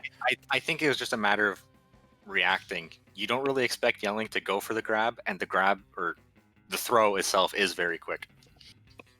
Yeah. Oh man. Like couldn't agree more. That's how I feel when I see after kill. I just go. Okay, looks like we're having more technical difficulties. I think. Well, Steven's just trying to make a new room right now. Oh, sweet. Okay, Matt, shout out to the 10 of you guys in watching the stream. That's actually pretty big. Oh, we just dropped 3. As soon as I said it. But shout out to the... I just wanted to see, they want to see the boys playing, you know? That's true. I do like that, though. Respect to the 7, like 10 viewers for today is pretty nice. What's going on, chat? How you guys doing tonight? You guys enjoying the Wi-Fi Wednesday this week? How many of you guys are still in bracket? How many of you guys wish you had joined bracket? Me, whenever Greg says I'm gonna turn Wi-Fi Wednesday. Like, worst range. And if you're not in, I'm just like, I'm out. I'm out. I don't know. But yeah, no, this has been a pretty good tournament so far. I've actually been having a good time. It's been pretty fun watching. What I'm thinking is a lot of our matches have been very competitive. I mean, I say that a lot, but I like to see the back and forth. Even if there's, let's say, a stock difference or something, the fact that it's like, it's not really like too one-sided, right? I like seeing like the match we just saw. Sonic was, I think he had a strong lead, but Poogie was still able to make a big influence on the game. He was able to push him. He was able to force him around. That's what I like to see. I like to see back and forth, personally. I think it's exciting too because it leads to interesting, like, I think that's where you get some of the best content, right? When you get just have an even match and then there's just so much going on because there's so many levels of adaptation. It's just exciting for the viewer and for people commentating, right? Yeah. It's like, dang. So yeah, right now we're near the end of this tournament right now, and I think it's winners finals. Sonic versus, I want to say Philly probably, or I don't know what happened to Jeremy. Do you have the bracket up, Greg? Sonic versus Kodra. Kodra? Who the heck is Kodra? That is 6 Frames new tag. He goes by Kodra now. Oh, any lore behind that? Or are you just like gone into 6 frame? I am not familiar. I see. Yeah, that's tag. Well, so Steven says the tag does have a 7 in it. Oh yeah, there's like a theory that each of his tags has like a number. So his previous one was 6 frame. Now he's like Kodra 7. Oh, yeah. Anyway, yeah. I have no doubt that he's going to be going probably Link in this bracket, and I imagine Sonic is going to be staying Yink? Young. Oh, dude, let's see. Actually, isn't this a bit of a throwback? I think when we were commentating last time, weren't these two playing against each other? Or was that a different tournament? Maybe I was watching. Man, no, honestly though, like, to be fair, I was watching, but no, they have fought recently. Kodra 7's, he's an up and comer. Well, he's almost on the coming part, like coming up to the big leagues. But like, he's taking a lot of names. I think he's taken at least 2 of these Wi-Fi Wednesdays in recent weeks. Is he a Wi-Fi warrior, or he just really likes the game? I think both. He plays a lot of Wi-Fi. He has a stream, I know. Oh, does he? He might be streaming his run, in fact. Okay, this is actually hype. I feel like you don't really see young Link every day. This is definitely a more rare matchup. Not the most common matchup. And it'll be a good way to showcase their differences, too. So we got Link versus Lunk. Let's see how this goes. He is not playing right now. Yeah, right off the bat. Okay, well, I don't know. I feel like he probably was like making a sandwich or something, and then he was like, oh, jeez. Oh, my God. He is really such a... This guy's a labber. I could tell 6 Frames one of those guys. I mean, sorry, Kodra is one of those guys. He's a labber, man. He just did, like, Nair to kick the bomb away. I didn't know that you could do that with Link. He did landing Nair into a down tilt. And it's been leading up to all this. Dude, he did attempt to catch the landing, but ends up being a soft neutral reset. Right now, these guys are just hurling things at each other. And that's very cold. Dude, the way Kodra plays is like... This guy plays pretty, he plays pretty aggro. Oh, yeah. He just likes to chuck things and then very good call-outs on Sonic, on Sonic. Double parry. Oh. These guys are just nairing. I like to see it. Yeah, you'll love to see it, dude. Yeah, it's just hard catching an arm for it. Grab. Dude, there's so much stuff happening right now, it's actually hard to keep track. They're just chucking so much stuff, I'm like, oh god. So I feel like what's happening is, honestly, it's almost like a gunfight to like who can throw their boomerang out first. And that dictates kind of how like the next interaction is going to play out. Because there's a mix-up if they're going to throw it high to read the jump, or if they're going to throw it low to kind of bait the jump. So like, yeah, there's definitely a lot of like levels and mix-ups going on here. Oh, I like the stall daring the boomerang. Kodra's got a lot of like little tricks and stuff like that that he makes very good use of. He knows the projectiles well. He knows their properties. Oh, that was good. That was really smart. Yeah, that was actually pretty easy to predict because at that range, if he didn't do the bomb recovery, he was pretty much dead. I want to see him do the thing. Oh, I love when Link's at 0%. Yeah, and they do the slash. I love that thing, man. That's like the coolest thing to add in this game. It's the I best love option in the game. it. Actually, doesn't it do like only like 8%? I don't think it's actually that good, but it is cool. It's really cool. I think that's high key sick that gives them like another option.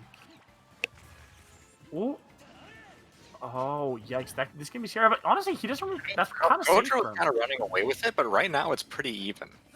Yeah, I thought he was running away with it at the beginning, but then I think Sonic started just... Sonic I himself think the thing is, Gojo kind of let up a little bit on the pressure with his own boomerang, and Sonic kind of amped up his. So it's not even that Gojo isn't getting in every now and then, it's just that Sonic's hitting him a lot more before he can get in. Yeah, oh god, that air dodge to dodge the bomb is what ended him, yeah. See, honestly, yeah. It's not the strongest lead that he could have had compared to earlier in the match. Right now, yeah, he's going back to what we were saying earlier, or what I was just kind of saying. Now he is kind of making those corridors again with his own boomerang, and this is getting him a decent amount of damage. At any rate, he's not getting hit as much anymore. You're right. It's definitely, yeah. They're both actually really mixing up when they throw their boomerang really well. When and where. Yeah. Oh, that F smash was clean. You know what, Gojo? Gojo's pretty nice with it. Not gonna lie. Oh, but Sonic ain't going down without a fight. All right, we got a game here. Let's see. At this point, a few good hits from Link could probably end it. Like that. Fair. Yeah, he just did that fair to call out the aggressive option from Sonic. Sonic was getting pressured so much by the boomerang that he felt like he had to do an aggressive option to either stuff his boomerang or get Gojo off him. But Gojo was like, I'm done with this game. Goodbye. We were speaking earlier about characters having trouble killing, and I think it's without question young Link can struggle. I know you're saying not every character struggles as much as their main say. Young Link can. True. Link is an example that maybe Link doesn't have the easiest time killing, but relatively speaking, sometimes his stray moves, like that was a fair trade. I don't even think the fair was meant to be like a hitting move so much as like a pressure move. It did the job. It killed Sonic at like 93 or something. Actually, I love that. I like that. Link is slower. Let's say he's not even that slow to be honest, but like he's like Link has. He's just stronger. Let's say that. I don't know where I'm going with this. No. I feel like I know what you're throwing down. I feel like because no. I just like what you said there before. I want to pick up on that again because like there are certain moves you throw out that's like if it hits, you're like sweet. But most of the time you're kind of like, hey, this is. In that situation, I think the fair was more just like I dare you to jump kind of thing, and I guess that's kind of what Sonic did. Sonic went up into it. I think like you're saying, he's trying to fight his way back on stage. And I mean, Sonic's move did hit. It was a trade, I'm pretty sure. But yeah, I think it was a trade too, because he was like in the animation when he was like not quite T-pose, but he was kind of just like in hit stun. He wasn't quite in the T-pose, but he was right there though.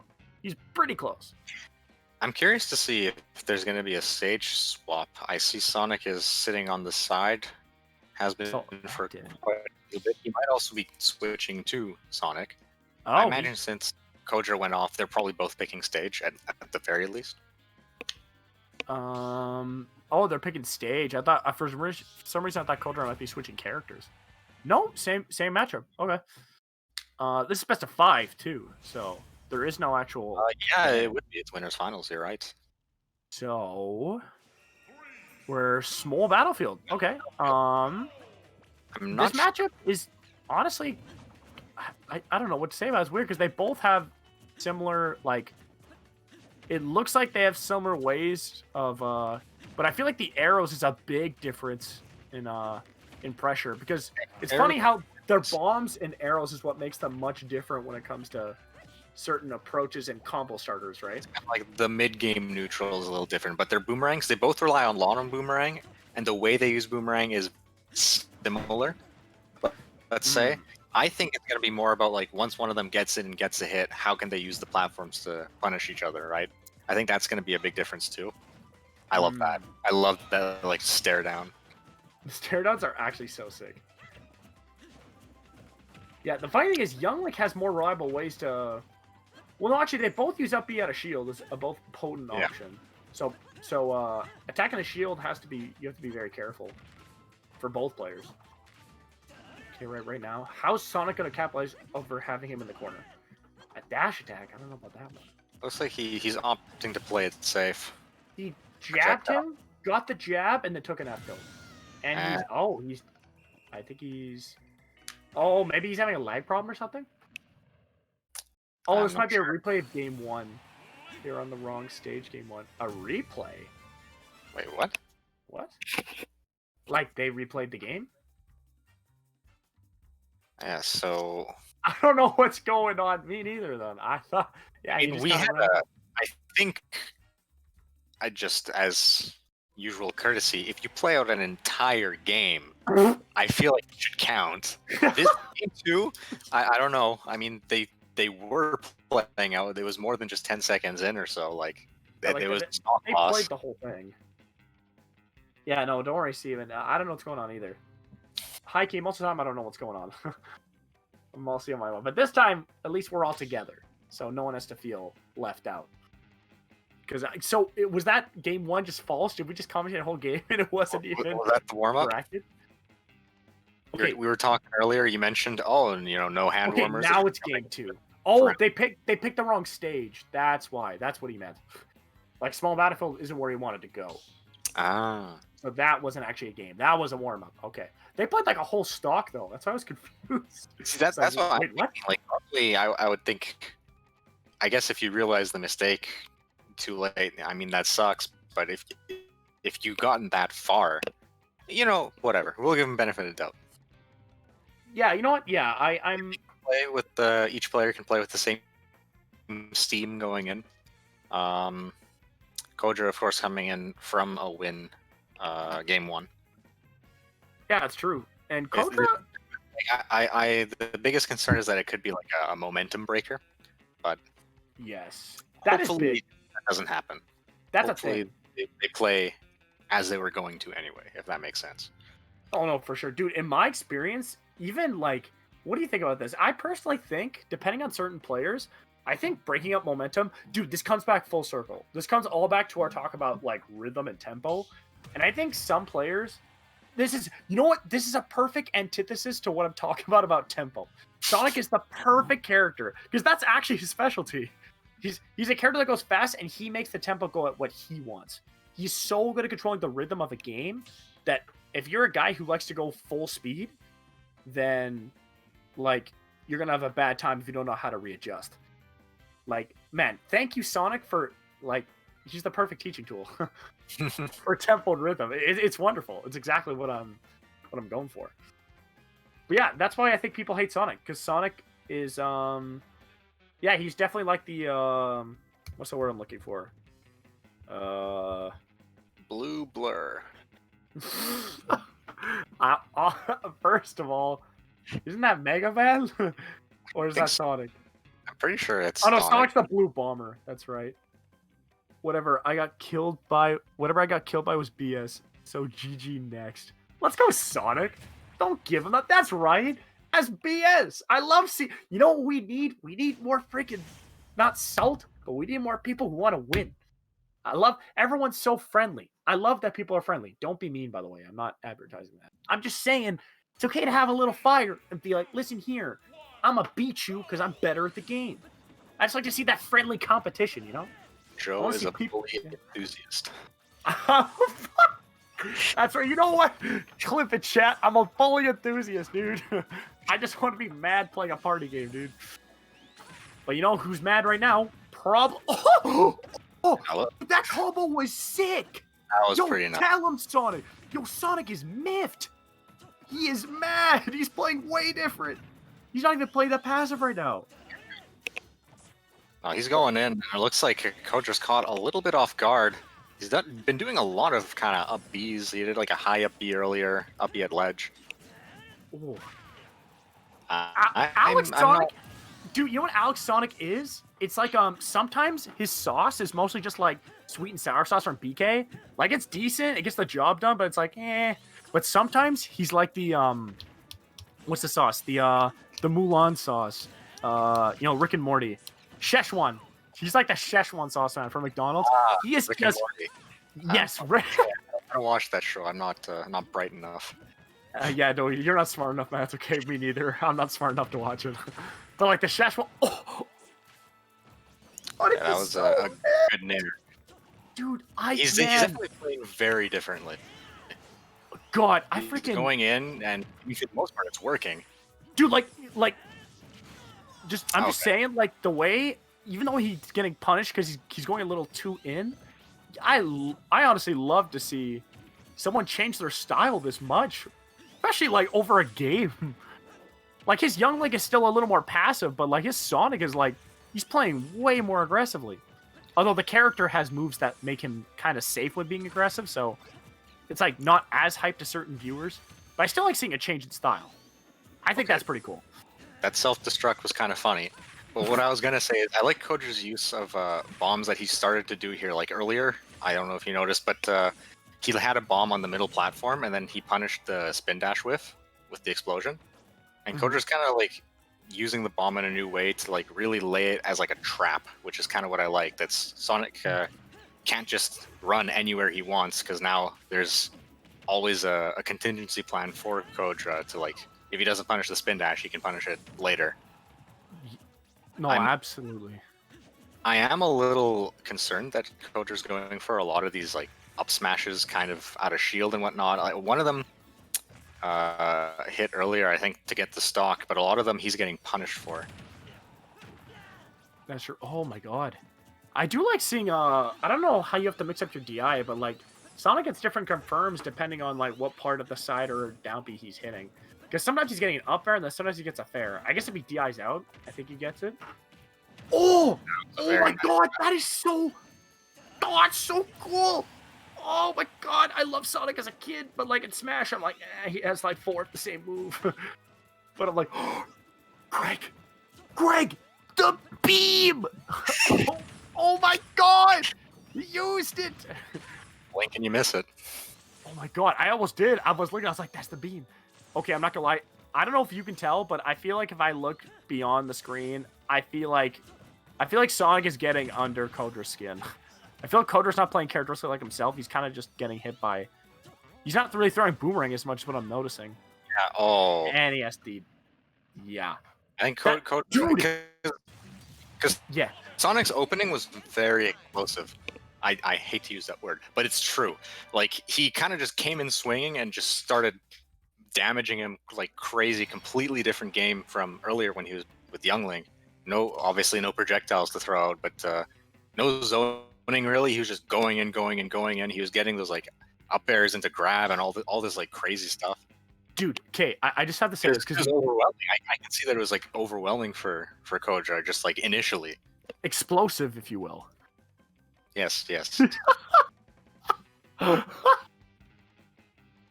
No, I also like explosive. I like These explosive. Plays detonate. There. No, that's actually how I felt though. Like his openings, I literally felt I heard Snake go there, and I was like, oh my god, took like 70 damage. I was like, that's crazy. No, but I have to comment on what May said in the chat. Said the soft up air into the grab. That up air was so soft. It was like a fresh batch of homemade chocolate chip cookies right out of the oven. The up air just bubbled a little bit of fizz. And you just took that bite, and that meaty 30% was like the best first bite of a combo you ever had. It was so good, dude. Oh, man. Soft move combos. Mwah. The chat block, bro. I haven't seen that too often. The Sonic chat blocks. It's kind of good. Yeah, it's almost as rare as the sword beam. Yeah, to be fair, I got to give credit. Kodra is... This definitely looks kind of hard for Link, honestly. Like, I feel like he's playing his heart out in a matchup that looks a little more uncomfortable for him. Yeah. Especially because it's Wi-Fi too. I think if he continues like using the bomb like he did a bit last game, kind of as a stage hazard for Sonic, and if he starts using more of the boomerang too, like he has been this game, I think it's not going to be too bad for him. Like right now, he's getting his openings. I think he's throwing out those high committal moves a little too much, like that up B we saw those up smashes last game. But if you can keep up just the stage pressure, the positioning pressure, let's say, from the boomerang and having like bomb in place somewhere, I think he can do it. I think you're right. He is throwing these high committal moves up, but you could tell it's because he is kind of I feel like the way that Sonic is playing, he's trying to mentally tire him out.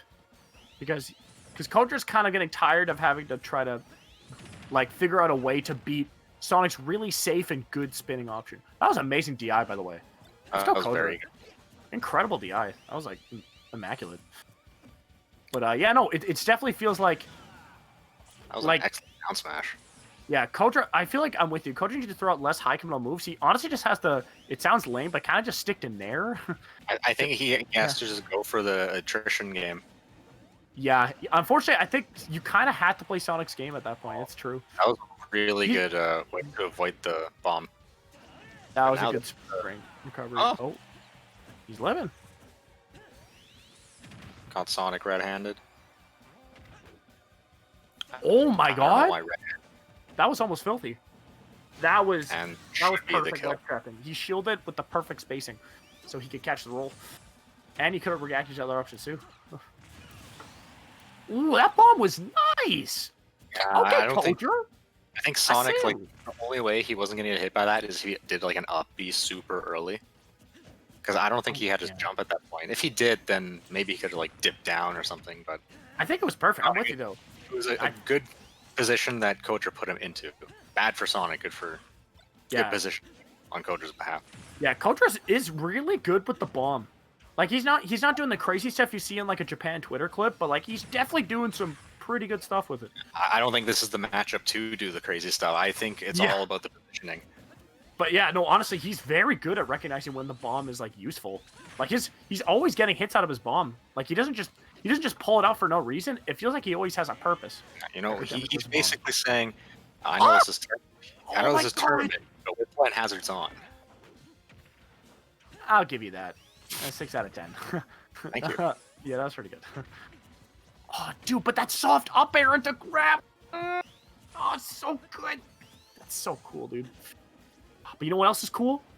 Kodra's ledge trapping, man. Oh. Okay, high committal. He could have got the kill if he hit the second hit, but Sonic definitely hit the move. You know what's funny? Kodra has not pulled up the spot dodge that much. That was like the one time he got a punish off it, so it's kind of cool that he's saving that in his repertoire of mix-ups. Yeah. I like the grab. Very in his face. Oh! Really? Sonic had the punish there, but... On the ledge. Oh. This is a tense situation. It looks like the boomerang can't really damage Sonic when he's spinning, but it at least interrupts him. Which is actually half the battle. Because then he has to start up another one, and that gives you more time to react and throw out another rang, honestly. I like the attempt going for the kill confirm with the falling back air, but I don't think that was the... I don't know. I think he read that up B, or I think he was doing.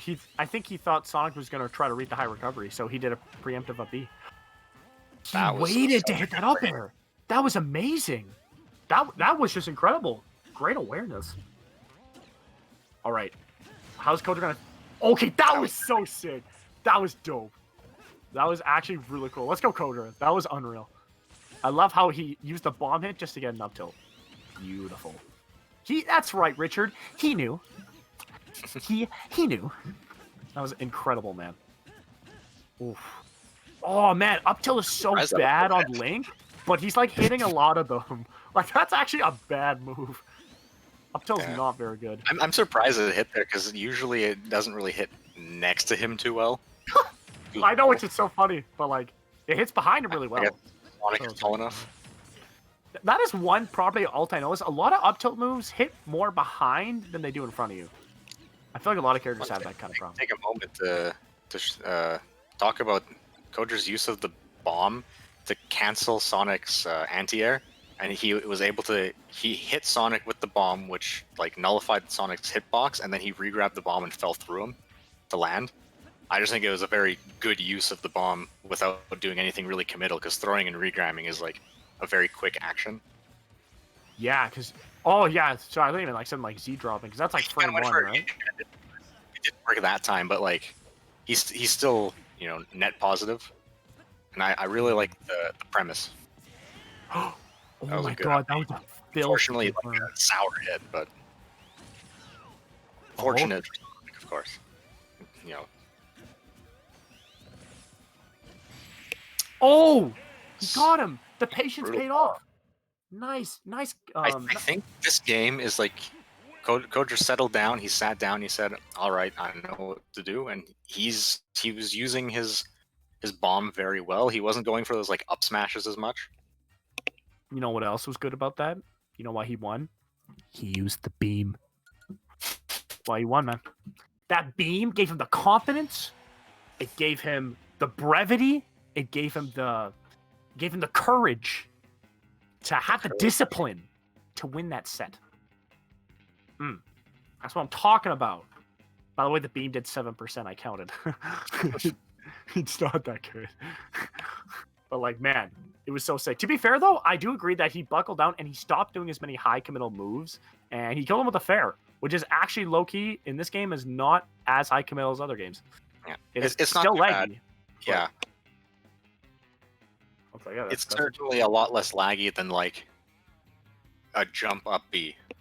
Not that he did like one of those. I'm pretty sure it was an accident, but like on the game that was on Town, he did like one of those at the beginning, and like obviously that's gonna get punished. But like fair is a spacing tool. Fair is a pressure tool, and in that situation, it was not like a tech chase, but like he covered I think an air dodge for that last kill there, or something from Sonic like that. And to give Kodra credit, he was talking about how like he was like, man, Link has a lot of stuff with bomb, and everyone was like clowning on him, being like, yeah, but just use Nair. It's just better. And then I could tell that like, I could tell that he's like, you know what? These guys don't know anything. I gotta teach them the truth. I gotta show them the truth. And you know what I got? I got the Triforce of truth because I'm gonna show you that bomb is what it's all about. And he's showing us these bomb combos. So you know what, Kodra? You won me over, man. You ain't just the Nair machine. You gotta. Oh god, gotta go You guys fast. are both going That's fast. cursed. Day at the races. That is cursed. No. It's May, I swear. He was saying that like there's other stuff, but people say you should just Nair instead. I was there. Usually I make it up, but I was there. I was like, oh. Okay, that combo was cool though. That combo was a woo worthy. That was a woo worthy combo. I'll say it. That was nuts. He did like Nair into like hit him with the bomb into up smash. Oh my god. This kid's been studying. He should be studying for school, but he's studying combos instead. Get it? Because Craig, I don't mind if you make these jokes. Just have more confidence, my guy. You like coming like, ah. But you know who else has confidence? Sonic, because he's going in all the time. To be fair, he technically is. It's just pretty safe. That's a pretty good observation to make. That the bomb does seem to damage Sonic, not just knock him out of spin dash, but actually like hit him out of it when Kodra threw it. And he's getting back into that habit of doing these up smashes. And I know Sonic's at kill percent, but I still don't think it's the play. And there's a down smash there. Yeah, no, I'm with you and doing the war of attrition. I think just hitting him with nairs and peppering him, even if he's at kill percent, is better than just kind of like throwing out a kill move. Because if Sonic just plays around that, you're just going to take so much damage. And is getting the kill worth it if you take 90 damage? You got to think about the long game. Really good. The good ledge trap. He used the bomb sort of bounce, which has a hitbox, like for a few seconds, I think. And he was able to get the grab. Yeah, that's something we saw a little bit earlier as well. The bomb has such interesting properties. Yeah, it's another way of using the bomb as a stage hazard, which I think is, in my opinion, one of his strongest suits, especially in this matchup, where the stage is kind of Sonic's, as a character, one of his bigger advantages. I think the fact that he's so fast, he can be anywhere he wants at any moment. Being able to lock down parts of the stage, I think, makes this matchup a lot more manageable for Link. I feel like he's doing some of these high committal smash attacks because he thinks Sonic's just going to land right after the spin dash. But Sonic's been mixing it up a lot. Like whether he lands immediately or goes to the ledge or kind of just air dodges to a platform. Well, not air dodges, but he kind of like neutral Bs onto a platform. There's a lot of... Yeah, you know what? You're right. These bomb usages are stopping Sonic's forward momentum. I think he needs to actually use bomb more. Yeah, I think so. That's the key that I'm seeing. Yeah, bomb has been... He's been seeing success. That was a good point you were making, that Sonic he doesn't have free roam anymore when the bomb's around. He has to be a lot more careful. Are we playing Smash 4? I think we are. Because he hit him with the classic. Oh, I don't think that's a combo, but it looked like one. Or maybe it is. I don't know. That looked pretty whack, though. Oh, dude, that was a good mix-up. He's been going low a lot, so he just threw in the homing attack to... That was... I think he... Was he dead? Yeah, I think he was dead. Yeah, I think he did save him. Grab the ledge twice. I feel like we should have read that. I feel like when people... Okay, folks, if you ever feel like you see someone grab the ledge and you don't think you're fast enough, just come up to the ledge and shield. 8 times out of 10, they're probably going to get up attack.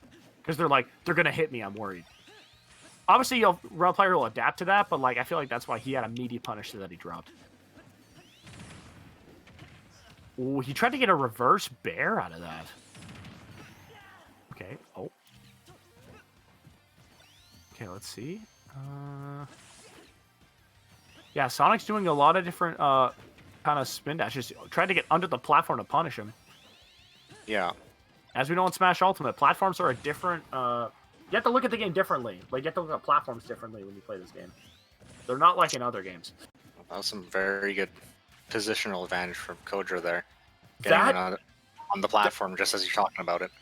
That arrow into the bomb was just absolutely beautiful. Like, the way... You're right, the way he, like, manipulates the bomb like it's like a boomerang is amazing. Like, oh, jeez. Oh. All right, let's see. Let's go. Oh. I like that bounce right back to his hands.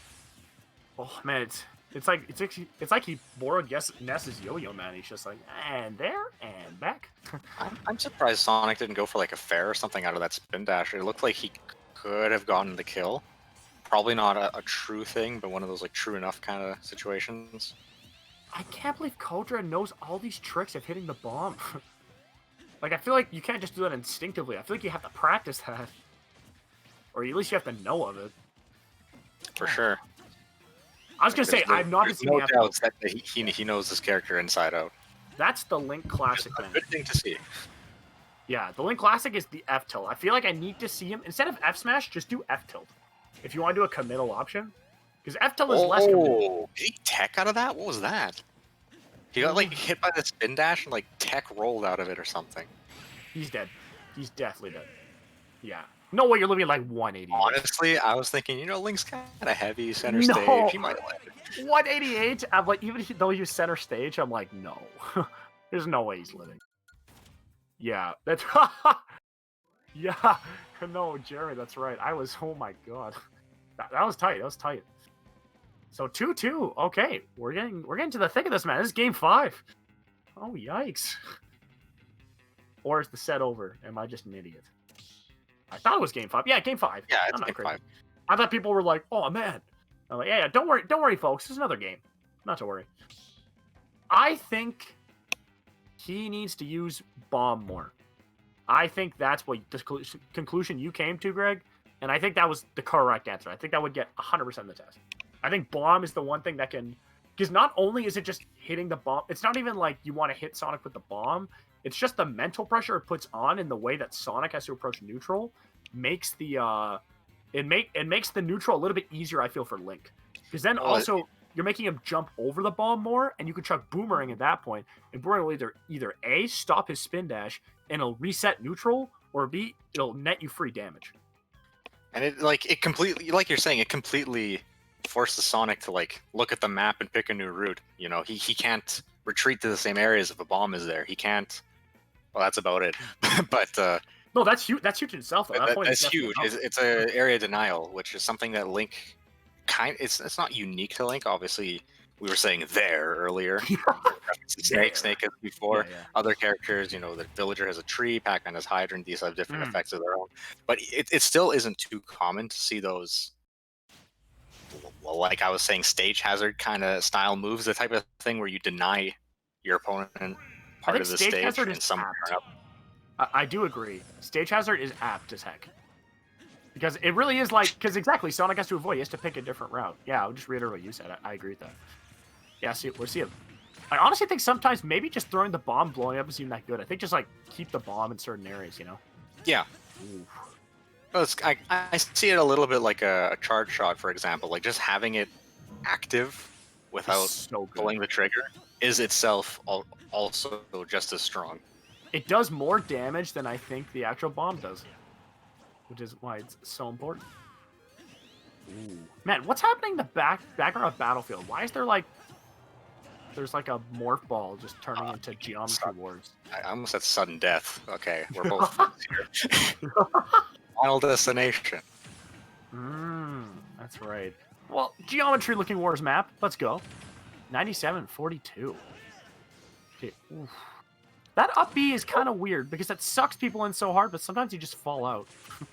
They're both kind of just like whiffing things. Well, that wasn't a whiff. Yeah. Oh, jeez. Okay. Ooh, that bomb was nice.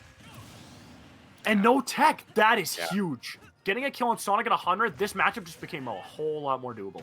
As long as he doesn't throw out high committal moves like that. Yeah. Okay, well, he just threw away the lead. That was actually pretty huge. Oh, well, God. this is still a pretty good position for Kodra. I mean, obviously, it's literally even, but it's as even. long But as he can, let's not be real. 11% for Sonic Greg is like negative 30% for other characters. You know what I mean? This character can live for a while. If you play it right, he can live a long, long time. Because you have to hit him with safe moves. Safe moves usually don't have the best knockback. For what you want it to do. So it's like, this is pretty big. Ooh, how come? Can you tell me why he falls out of that sometimes? I'm so confused of when he gets hit by spin dash, he just kind of like, just falls out. I always thought it would just like combo. As mentioned earlier, I'm no Sonic expert, but I imagine just like any kind of multi-hits, depending on the spin dash, because one of them is single hit. Oh, I didn't know. Is that down B single hit or is it the side B?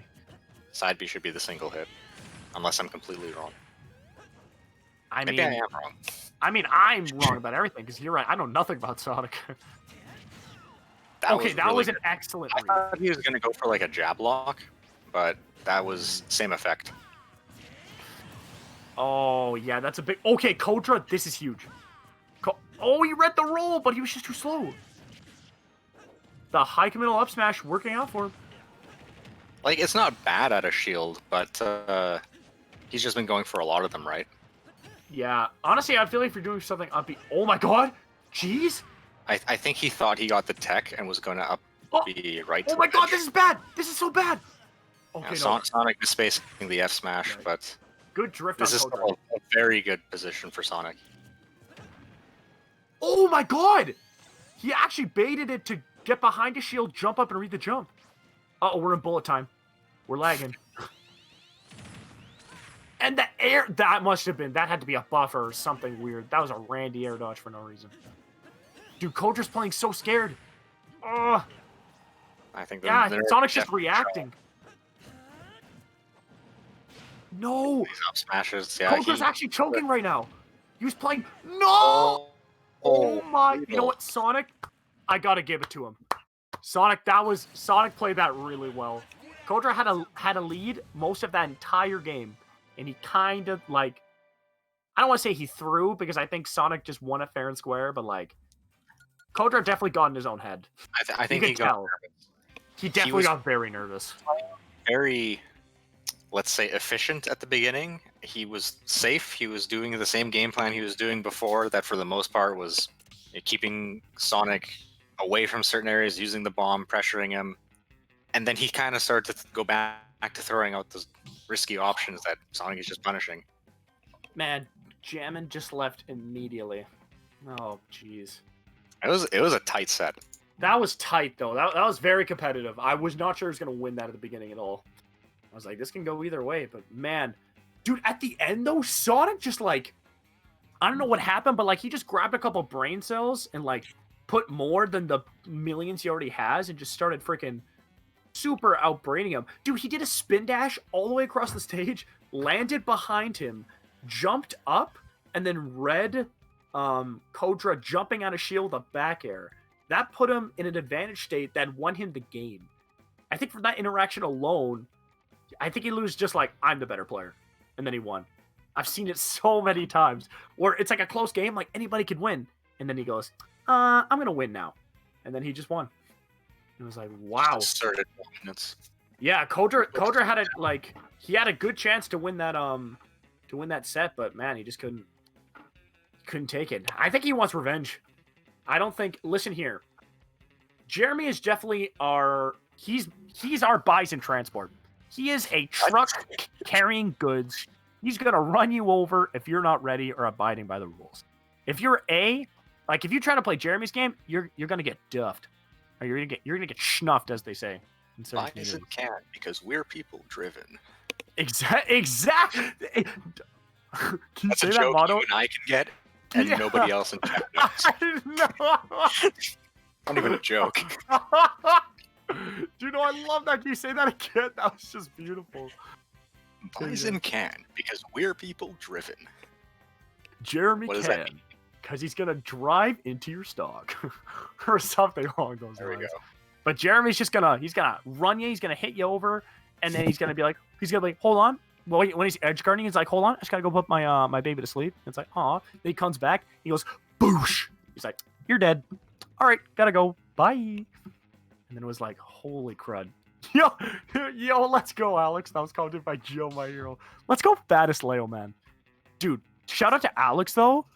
I literally, okay, I was about to get banned from Steven's account again. But this is the second time? Yeah. fattest Second time you caught yourself. Leo with a PH, my guy Alex played amazing. Literally better player though. Alex just better playered him at the end. That was amazing. Kodra's on his way though. Kodra, you're a good player. You're definitely solid, but Alex definitely just brained up, man. He was like, I'm going ghost! And speaking of going ghost, we got Min Min is pretty much like fighting a ghost because she just hits you and you don't know what happened. And you can't hit her back. When she's on that side of the stage. Okay. I'd like to see how Kodra approaches this matchup because I'm not sure if we've seen this match on stream before. Probably, but I imagine these two have fought in bracket before. I want to see the reflect up smash because I will start screaming if it happens. Would you scream even more for Min Min's up smash reflect? What if she reflected the sword beam from Link? How loud would you scream? I'm honest, I'm gonna wake up my neighbor. If that happened, I would freak out. That'd be amazing. I'd be like, oh my god, even though it doesn't even do any damage. Just be so hype. He had the read, but he just kind of messed up the spacing there. Right now, Dilf is in a pretty good position, but Kodra had the right idea going for the Nair edge guard, in my opinion. It's just tethers, you know. Tethers, you know, is true. Let's see, but to be honest, being in the Min Min is kind of like, yeah, that was pretty filthy. What did you do, like Nair into up Nair, let's say tech chase into up B. He missed the tech. That is fast off smash out of shield. You got to be careful. Dilf is gonna equalize it right away. Ooh. So what I'm kind of seeing is that combo was filthy. Did you see that? Jeremy been lapping? Kodra's keeping out of the burst range of Min Min pretty well, and that's a tough thing to do. Even though like he is getting beat out a bit, but it's like he's usually staying kind of above where the arms are going to be going. Right now, this ledge trap though is begging to differ. He just took 30 damage trying to get off the ledge, and Min Min was on the other side of the platform. That's crazy. I've noticed this game and a little bit in the last set. Sometimes when Kodra's throwing the bomb, he immediately detonates it. I think a good mix-up could be maybe if he like waits a moment, and that's a dead Min Min. But, yeah, that was a fantastic edge guard. I'd like to see more of that sort of discipline he was doing with the bomb, where he throws it, kind of waits, and then detonates, or just leaves it on the stage for like later. Because I think that was a very big strength of his, and he really just went for that. Could you imagine if he got that dare? Oh man, could you imagine? It's the classic. That's the Greg 2018. I love that. It's one of my favorite lines. Could you imagine the hopes and dreams of everybody? Well, the Right boomerang. now, You know what's funny? I feel like turned it around. Yeah, Kotra doesn't really use boomerang that much in this matchup. From what I've seen, he doesn't really throw it as much as he does in other ones. I think it's because the boomerang, when you throw it, you're kind of in lag, and the point of boomerang is to hit from far away, but Min Min can just hit Link faster than he can throw the boomerang. So it's probably a conscious thing, if I had to guess. Yeah. Oh, yeah. That was like something snapped there, because Dilf had a strong lead, and then Kodra kind of just slowed it down. He stayed out of the range, like I was saying, of the burst options, I guess, of Min Min. Kodra did gimp him at like 70%. Yeah. Which I don't know if that's early, but like that is kind of early for Min Min to die. That's like her big flaw. Like she can die at like 10 or 0 even. Yeah, in that situation. It's actually not the best. No, it is. I think definitively a bad recovery. Like a lot of people say, "Oh, this recovery is not great. This one's not bad. This one's okay." Hers, I think, is like you can't really argue that it's strong. Because it's kind of slow. It doesn't have the range like Byleth. Like Byleth, has nothing. Range. Yeah. Byleth goes like twice the distance, and you can grab the side of a stage. Which is so silly to me. But I kind of love it, but it's silly. Depending on how the set goes, we might also see the Byleth from Jeremy, although I think he's sticking to the Min Min for now. Big Loaf Byleth? Oh, I want to see that Big Loaf Byleth, man. Come on. Yo, show me the Byleth. Show me the Byleth. I want to see it, man. I am so down. I'm Steve maybe Harvey they're...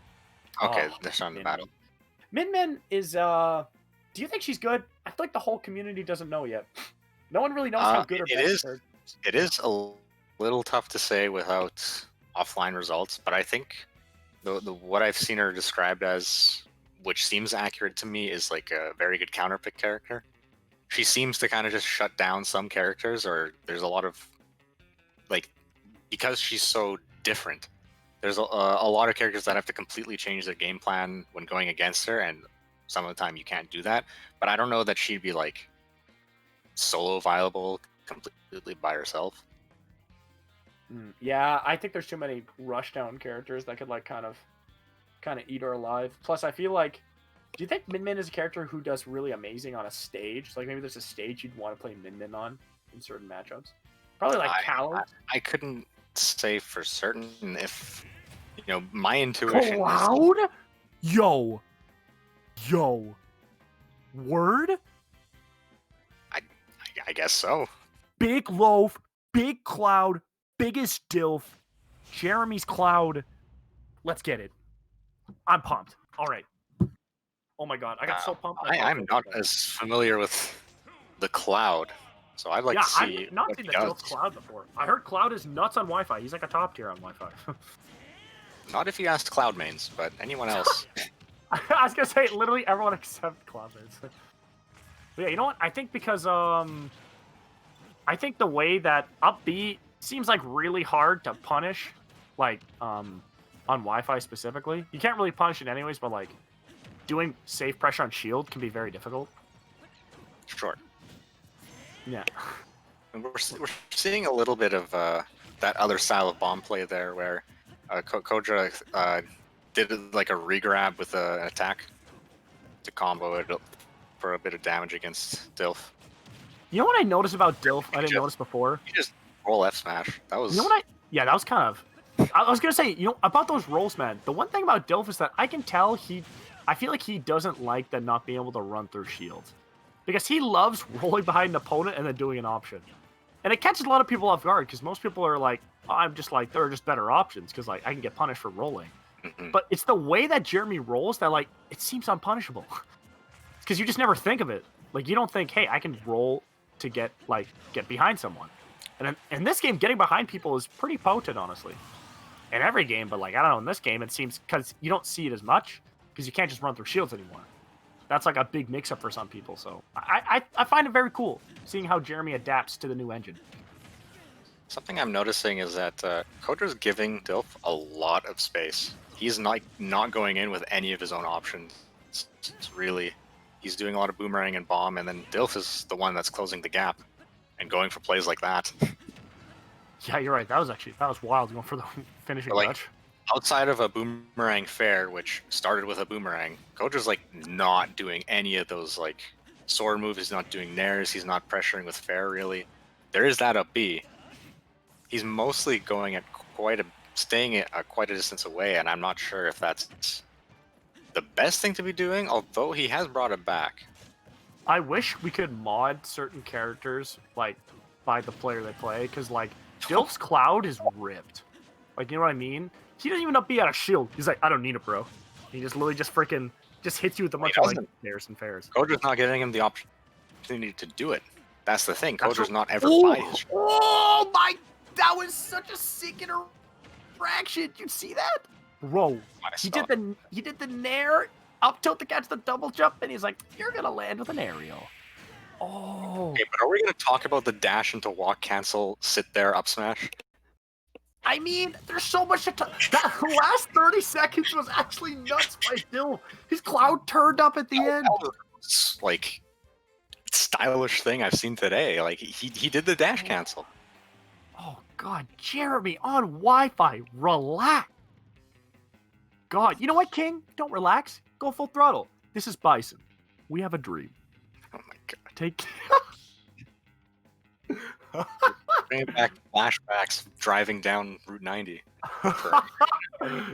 Why's that about? At 10 p.m. At Bison Transport, we care. Let's go. You know what, Kodra? I want to see that comeback, though. Are you going to get dash canceled on? Or walk cancel, whatever that is? Nah, you're going to come back, dude. I want to see it. High key in the death battle, Link wins this. So if we're going by by data, then Link should win. If you ever saw that, it was a pretty good death battle. Yeah, the official lore, dude. Canon. Both franchises. Canon, if you will. If you will. Anyways, back to the match. Oh, the up B! Dude, I love... See, that's a good use of up B. I can't believe he went for the back air there. Oh, you know what? I actually already like the way that Dilf decided to use the up Bs. He's using them so he actually lands on the platform. Or he's just using it because he wants to ungun. That's fine, too. That's fine, too. He's mixing it up a little bit. But I think the big difference here is that Kodra's going in a lot more. Oh, he had to do it, too. That was perfect. He was like, that's confirmed. And nowhere to neutral B, dude. Oh, let's go. Okay, jump. All right. Okay, honestly, man, Dilf took a huge lead fast at only 59%. Already in Kodra's second stock. Okay, that was the sickest arrow I've ever seen. And he almost got something nutty out of it, too. That was actually a wonderful punish. Going for the side B and just doing it so calmly and like, oh, catching the unsafe fair. Oh, I think he wanted to hit his own bomb there, but he just messed up the spacing. I think Dilf is pretty firmly planted in Kodra's head right now. With that platform against his double jump back. Oh, there's the grab. We have not seen Cobra grab. I knew it. He read the tech! Bro! He's like 20. He's playing 80-dimensional chess. My man Cobra there was just playing checkers. Oh my god. That's crazy. And to be fair, that was a fantastic tech by Kodra. You know what that was? Why I love that spike? Like another way to love it? Goodness. What? You missed the... We're talking about crazy movement from Dilf. He looked at Kodra, turned around in place, turned back at him, and then did like an up B. Dude, it was like a 2-second sequence. He's doing too much good stuff. I can't even keep track. There's so much. I want to actually rewatch this set. He's doing a lot of good stuff right now, dude. You know what? He's firmly planted in Kodra's head. Bro, this is Sports Junior. This is Sports Junior. Let's go. Let's go, Dilf. Dilf with the spirit of sports, man. Hit him with those up Bs. Let's go. That's unreal, man. I love it. Shoutouts to Sports. Shoutouts to Cloud. Shoutouts to Sakurai. I like Smash, dude. Man. Oh my god. Dude, honestly, May, I agree. There was... No, the fact is, like, it's honestly... I've never seen someone, like... Okay, this isn't me bashing Ultimate, but like let's be real. Sometimes Ultimate does have neutered like movement options, right? But Jeremy's using the materials at his disposal, like within the engine of the game, like magnificently. Like he's making me view like movement and neutral different than I've seen it before. I think it's a spectacle to watch. It's awesome seeing him use these. Oh, let's go. I love the opening lines. So actually, I'm glad to see them. They're actually kind of great. I'll say it. Okay, let's see. This is already looking very strong for Dilf. He parrying the boomerang Kojiro from one side of the ledge to the other, one side of the stage to the other. Man, honestly, Dilf loves that F smash so much. That's like his like favorite thing. Kojiro is so scared. I'm not gonna lie, he's getting schmopped. I'm not gonna lie, he's getting bopped right now. I want to see him make a comeback though. The charge up B. He's got some heart. Dilf is just picking the right option every time, and it seems like Kojiro's kind of at a bit of a loss. He isn't really hitting him. Honestly, Kojiro's starting to turn up a little. Oh, almost worked. That was very good. It was risky, but that's kind of what he needed to go for. And it panned out for him. Kojiro's feeling a little weak, but I think he woke up. He's waking up. He's actually starting to turn up a little. He's starting to use more boomerang because he stopped using boomerang for a bit because he was just. He did. He stopped playing that like range game and kind of started going in last game, and now it looks like he's trying to find that mid ground. You know, going for the big hits when he actually has them, but otherwise trying to go for that. I think he remembered he's not playing, but not from too far away. Yeah, I think that's what happened. You're right because now he remembers. It may have been a slow change that honestly, just the fact that Dilf went Min game 1, that may have been enough to sort of permanently. Bro, did you see that? Yeah, I saw that. I was like, wait, what happened? Why do you go that way? This is crazy. Yeah. I actually love how Richard said that. Oh, geez, I've been bopped. I better play good. Starts winning. I'm like, oh, geez, I wish I could do that. That's nuts. Oh, God. All right, let's see. Combo? Oh. Yeah, I thought we were going to see something filthy there. Now that the boomerangs are coming out, Kojiro is doing just fine. I actually have noticed as soon as his boomerangs start flying, he's doing just fine again. All that area denial. I thought he tried to end him. To that up B, I was sure it was going to happen. I almost hit Shurton again. Oh, he actually read that. Yeah, he's got the right idea. It's just he just doesn't. The trigger a little too fast. That was a pretty hard read. I'm not gonna lie. He called him out pretty hard. Man, Kojiro, I hope you don't feel bad. I'll be honest. You got freaking whipped in game 3. But that last game, you played really well. You definitely those whiffs, I'm not gonna lie, hurt. He had the read a lot. He just didn't have the timing down, but he had the read. He knew what to do. Yeah, he actually knew what to do. He just messed it up. That's kind of something where he doesn't have to feel bad. He just has to be like, okay, you know what? I know what I missed. I just have to work on my timing, and he can take those. He can take those kind of games. So don't be too discouraged. Sometimes and I think in the wider context of the match, like there was noticeable improvement, noticeable adaptation. Yes, there was. I think he started to figure it out. We got a plus we got a Min Sonic. Don't know how this is gonna. Actually, I feel like Min probably poops on Sonic though, right? I think it actually could be decent for Min. Just that while he's spinning on the other side of the stage, Min can kind of just poke. Sure. Give her a big punch. That's actually the sound that the Ram arm makes when you hit it. Is that the or like the or like which one's the like the little the one that looks like you took if the Mii Sword Fighter Chakram, if you put it on like that's Ram. Yeah. That Frisbee one. Yeah. It looks like Frisbee to me. It does look like a Frisbee. Like a bunch of rings. Kind of a weird Frisbee, but I mean, it's a weird Frisbee, but Min is definitely a weird character. I definitely think Min is like a horseshoe. Do people still throw horseshoes? Is that like a game people play? Nah, man, they put it down. I remember that was like a thing in like an episode of Max and Ruby I watched when I was 5. They were playing horseshoes. Anybody remember Max and Ruby? Anyways, back to the match. Okay, back to the start. We can talk about Max and Ruby. Wow, of course Steven's like, I remember that. Always aware of Max and Ruby. I'm like, wow. I get it. We got Max and Ruby fans. Man, imagine if you're just like, let's see the Max and Ruby's in the chat. People just like start putting Max and Ruby like emotes. I would be surprised if someone had a Randy emote. It's like, who do you subscribe to? It's out there. Someone totally has that. Someone definitely does, man. It's mostly just anime PFPs if you're in the Smash community, though. Are Mostly all of them. Insinuating that's not an anime? Yeah, honestly. Actually, I'm with Steven. You actually do gotta start streaming, Greg. People need to hear Greg. You gotta stream, dude. I might start streaming. If anyone in the chat want to hear Jay-Z stream, let me know. If one person is like, I'd maybe watch it, I'll try to make it happen. You used a supercomputer recently, right? I do. I'm coming to you with my newer computer. My internet's poop though, so that's why it might not happen. But anyways, speaking of bad internet, yeah, no one here because they actually have good internet. I think. I hope for their sake. They're both tech guys. Tournament's going good, Cosmojo. We're in grand finals right now. We got Dilf versus Sonic.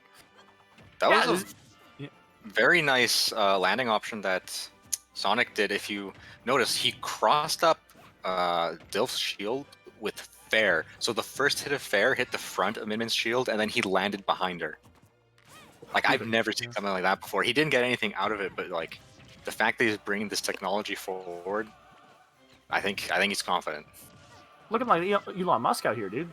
Let's go with that technology. I mean, it's paying dividends. Like, look at this. Sonic is not really in danger. I mean, he's dead. Every time I start talking, every time I open my mouth. The minute you said he's not in danger, he dies. It's at like 40%. He gets knocked off stage. It's over. That's the upstairs reflect. Oh, I gotta say it. I'm sorry. Buggers. That's crazy, dude. Oh my god, that combo was incredible. Joe is actually Twitch chat. I am Twitch chat. Oh. Even like despite the relatively early stock loss, Sonic is still holding the lead pretty convincingly. Oh, it's usually, or a lot of it is through bombs, which we don't really see too much from Young Link normally.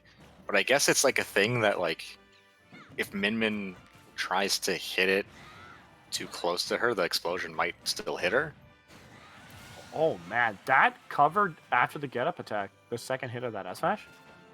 Yeah. That's crazy. Oh, I think he grabbed the wrong way. Definitely think he meant to turn around. That happens to the best of us. Okay, that was a slick grab of the bomb with a down tilt. I'm just like, oh. And yeah, just as I was saying, Sonic's in a good place. Double, and it's even. Double. Can we just, can someone just make like, if I gave someone $5, could they make a clip show of Greg just commentator blasting and cursing? I feel that'd be like a long video. Let's go with that down tilt. But to be fair though, this Min is definitely it's weird because I feel like Min almost doesn't fit Jeremy, like almost doesn't. Because sometimes I feel like the reason he gets punished so much is that he is playing like. He's playing away, but he's like aggressively playing away. Like he's always covering his like running away with the hitbox. Yeah. You know. Like I feel like someone truly defensive. Oh, he should be dead.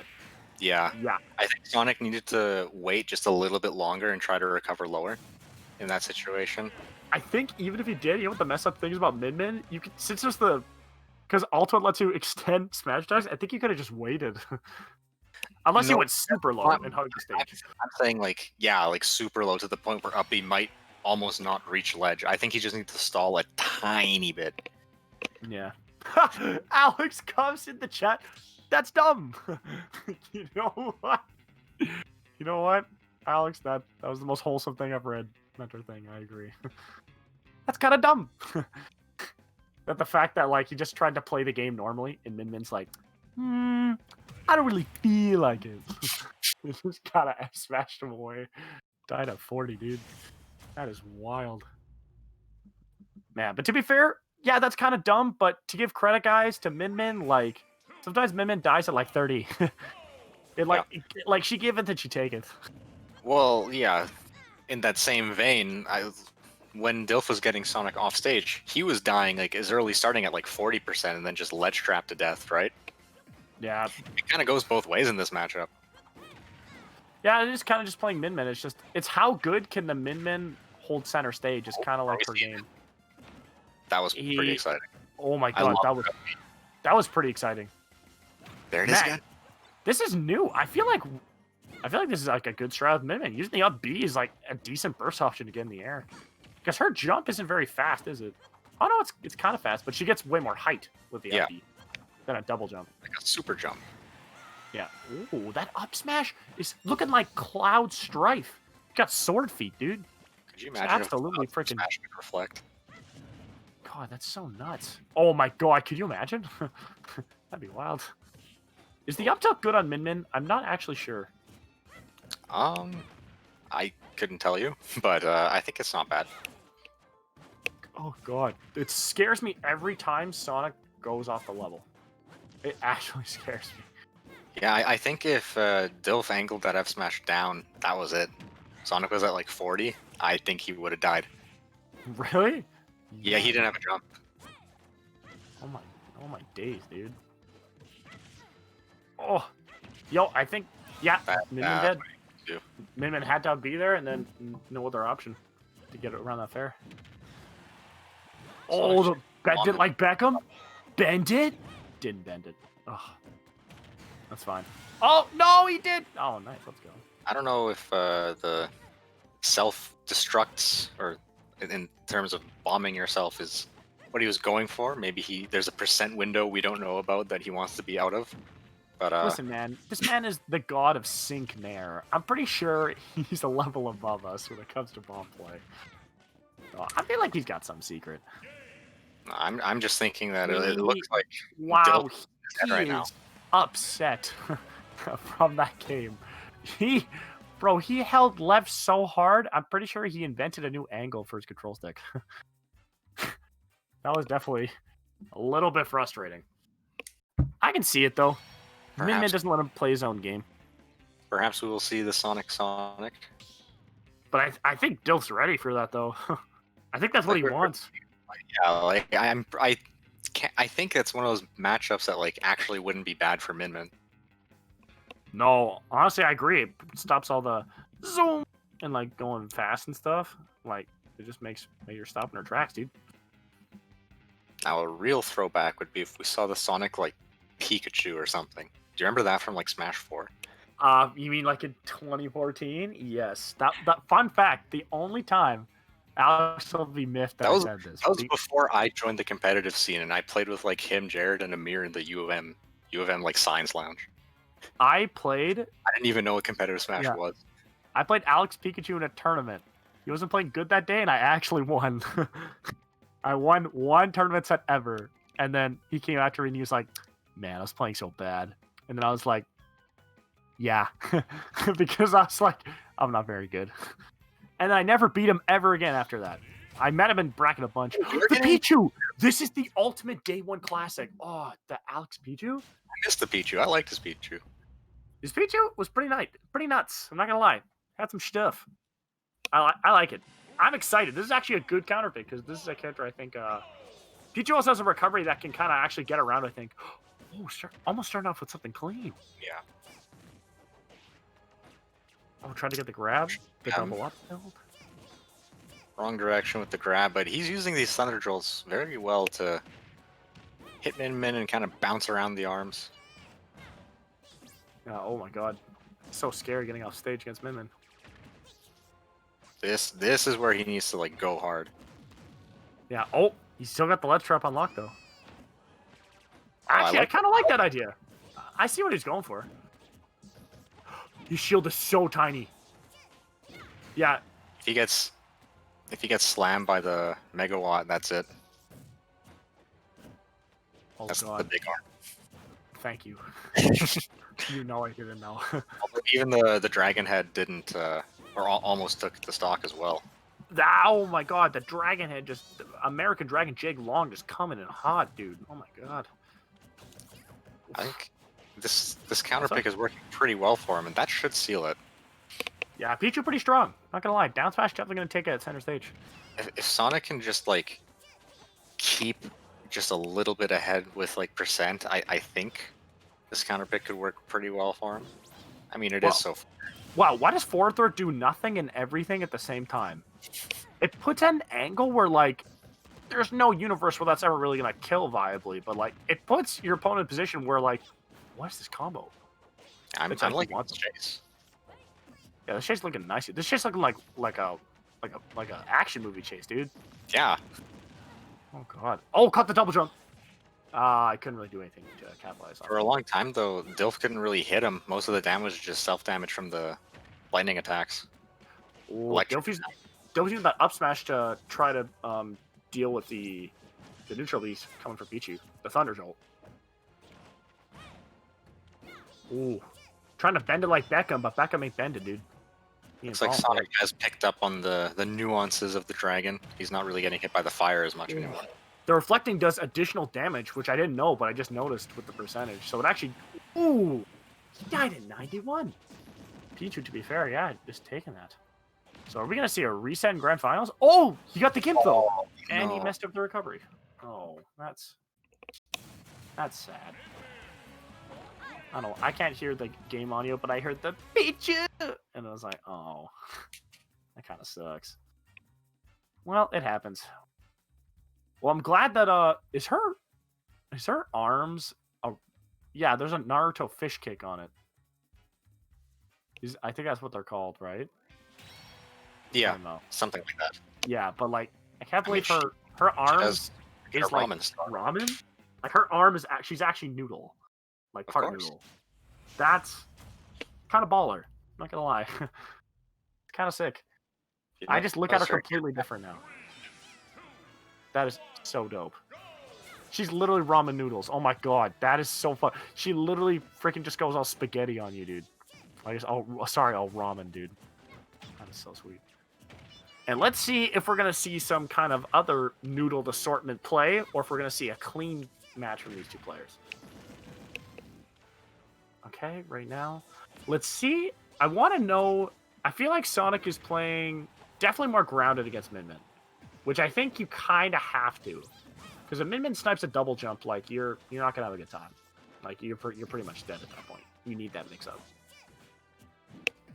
I think it's a matter of knowing where the arms can be, and it's kind of like there's a few, let's say, Goldilocks zones where you can be where Min Min's arms probably won't ever be. Let's say a ground height, a short off height, stuff like that. I think you want to be like a little distance away in neutral, but. Oh, this is yeah. So we're in Grand Finals 2, the sequel. Will it be as good as the original? Sometimes it can't be. Sometimes it's Terminator 2. So we're gonna see. We have a competitive set here. Looking like Terminator 3, the one that people didn't like, because right now down 2 stocks is that ain't pretty. So I definitely don't think Sonic is really finding the answer to Min Min. Yeah, Sonic is miffed. I think he might just... We'll see. We'll see what he does. Come on, Fat Leo. Go Sonic. I want to see Sonic. I feel like his Sonic was playing like hot today. It might not be the best matchup, but his Sonic was playing good. I think if you're playing good, it's worth to play a different matchup. Sonic. Sonic, your name's in the name. Play Sonic. Your Sonic was hot. It got me excited. You gotta do it, dude. Do it for... the fans, because we need it. We need that support. What the? No, yo, Dilf, get out of here! You're the opponent. Maybe he's right. Don't tell me to play. Maybe that is the play. Oh my god! Play Sonic. The Sonic. I think that's why. Or if you're real, you'd play. If you're real, you'd play. No, I was gonna say Ridley for the Fat Leo, but that's too far. That's too far. Honestly, you got to play Sonic, though. Like, the Sonic was clean. Ooh, Corin! that's kind of hype. Man! It's 2 distance demons. Oh my god. Come So on. Oh my you're god. This is the OG Distant Demon. Distant Demon, more like Disappointing Demon. Sorry, dude. I don't know. I'm gonna bet he's got a trick up his sleeve. I mean, maybe, but I don't know. Min-Min's pretty clean. Yeah, of course, Greg's a fan of Corin. Greg loves these kind of characters. He loves Corin, dude. It's fun. I don't know. Just Corin's just so. Out of all the Fire Emblem characters, for some reason, I just never could get as on board with Corin. I personally love Robin, even though Robin's kind of cheese. But you know what? Honestly, maybe Sonic will change my mind. It's Fortunate pin. Uh-oh. Uh-oh. Yeah, that's right. And we're back. Yeah, honestly, yeah, to be fair, I think Steve brings a good point. Corin does kind of have some similar things to Melee Marth. Her juggling with up air is kind of reminiscent of that. You just juggle someone for like 90% with just hitting with like a billion up airs. Man, wow. Like, Dilf is so good with, of like harassing people off stage with the fairs. Like, it looks really hard to get around it. Something interesting, though, is that, like, all things considered, Sonic avoided a lot of the edge guarding as well there. Just weaving with, like, Corrin's back air and stuff like that. Maybe little differences in, like, the micro movements like that is what he needs. I mean, to be fair, though, like, Dilf is schmixing all over him. Like, Sonic's high-key just been playing defense most of the time. He gets, like, a couple hits here and there. He's not getting any hits of his own, but if Sonic is able to start to find those openings. See, it's not even that he's not finding the opening, they're just kind of falling through. Like, there was a point where he pinned and it just did nothing. Exactly. He'll get like a couple hits, but like he won't like convert off them. Or he won't push his advantage. Yeah, Dilf's just gonna... See, that's kind of what I was talking about earlier, that like recovering low against Min might be what you want to look for, if you can. Yeah, because at that point she can't use her cover big later, but it's not like she can really cover it as well. Oh, that is so hype. Oh my god, and he waited. That grab was, wow. That grab was crazy. You got like a max distance dash grab. Fortunately, the back hit of the kick isn't really going to kill anytime soon. I think Jeremy found his Wi-Fi soulmate. I think he's a big fan of Min-Min. It's working out. His Min-Min's clean. No, I'm not convinced that Jeremy likes the character, though, you know. You don't think so? Because he has to stay back so much? I'm joking. But to be fair, like, his Min-Min definitely goes in. Like, he's pushing his advantage as much as he can. That was a really nice mix-up with the recovery. Basically just getting the teeniest, like, bit of the pin onto the stage. I can't believe you can nair someone at 90 and almost combo off it. Can you believe that? That's insane to me. Man, Min-Min, I guess, like, wow. I feel like Jeremy might play this character, like, in, like, a couple of years when offline tourneys come back. I feel like Jeremy might, like, play this character. The year is 2040. Jeremy is 60 years old. We still haven't gotten the 4th character in Fighter Pass 2 yet. I'm playing. Okay, that's the best Smash Ride humor. I like that. That's a 10 out of 10. That's funny. That would be illegal. We're still playing Ultimate 2040? Oh yeah, man. Smash 6 came out, it was just Smash 4 2. People were like, let's go back to Ultimate. We're not about it, man. I honestly, you know what'd be sick for another Smash character? I know, like, we've got a lot of, like, Fire Emblem characters. I would like them to make, like, a legendary Pokemon character. Like, a playable character, what if it was a legendary? Other than Mewtwo. Like, another legendary would be kind of cool. Not gonna lie. This is looking pretty legendary right here. Hero? I hope he top decks. Hero? Ooh, Dilf boy. Let's play a game. Top deck. He's gonna go fast. Oh. That combo, he did 54 damage. 1 conversion. Min-Min is gross. Sonic said, gotta go fast, and Dilf said, alright, yep, gotcha. Oh, no, you just did him like that? Come on. I mean, I don't know what to say. Of course, he gets the Colorado. Yeah.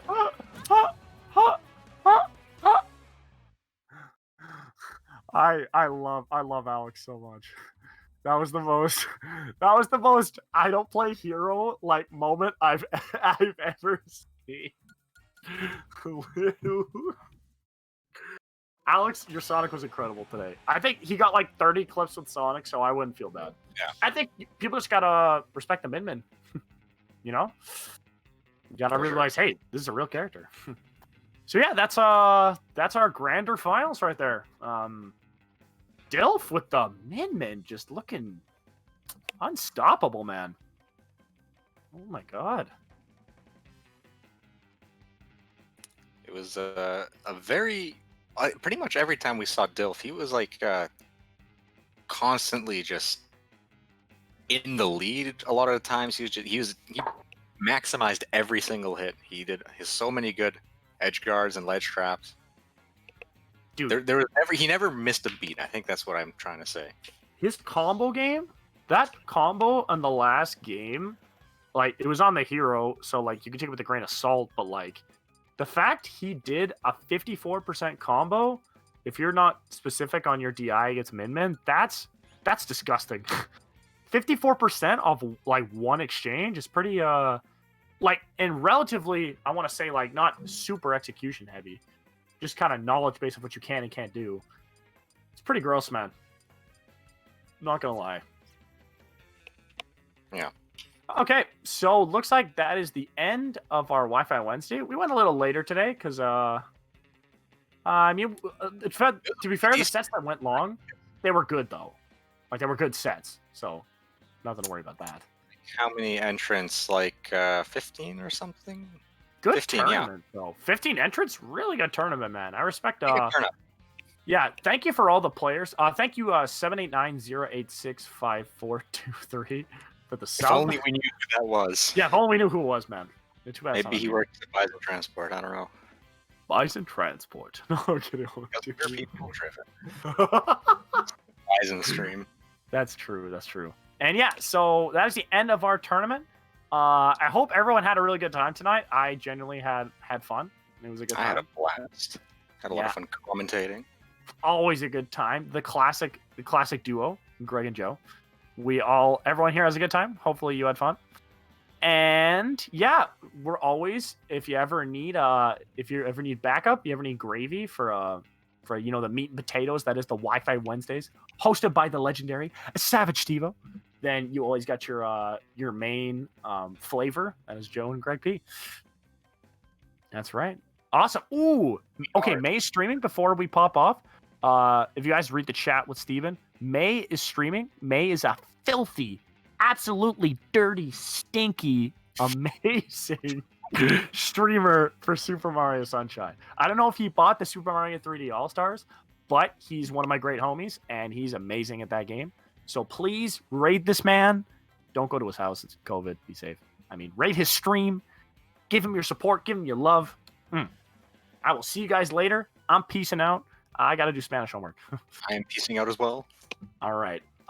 Peace out, MB. Have a great night. See you later. It's been good. Good night, everyone. Bye. Bye. See ya.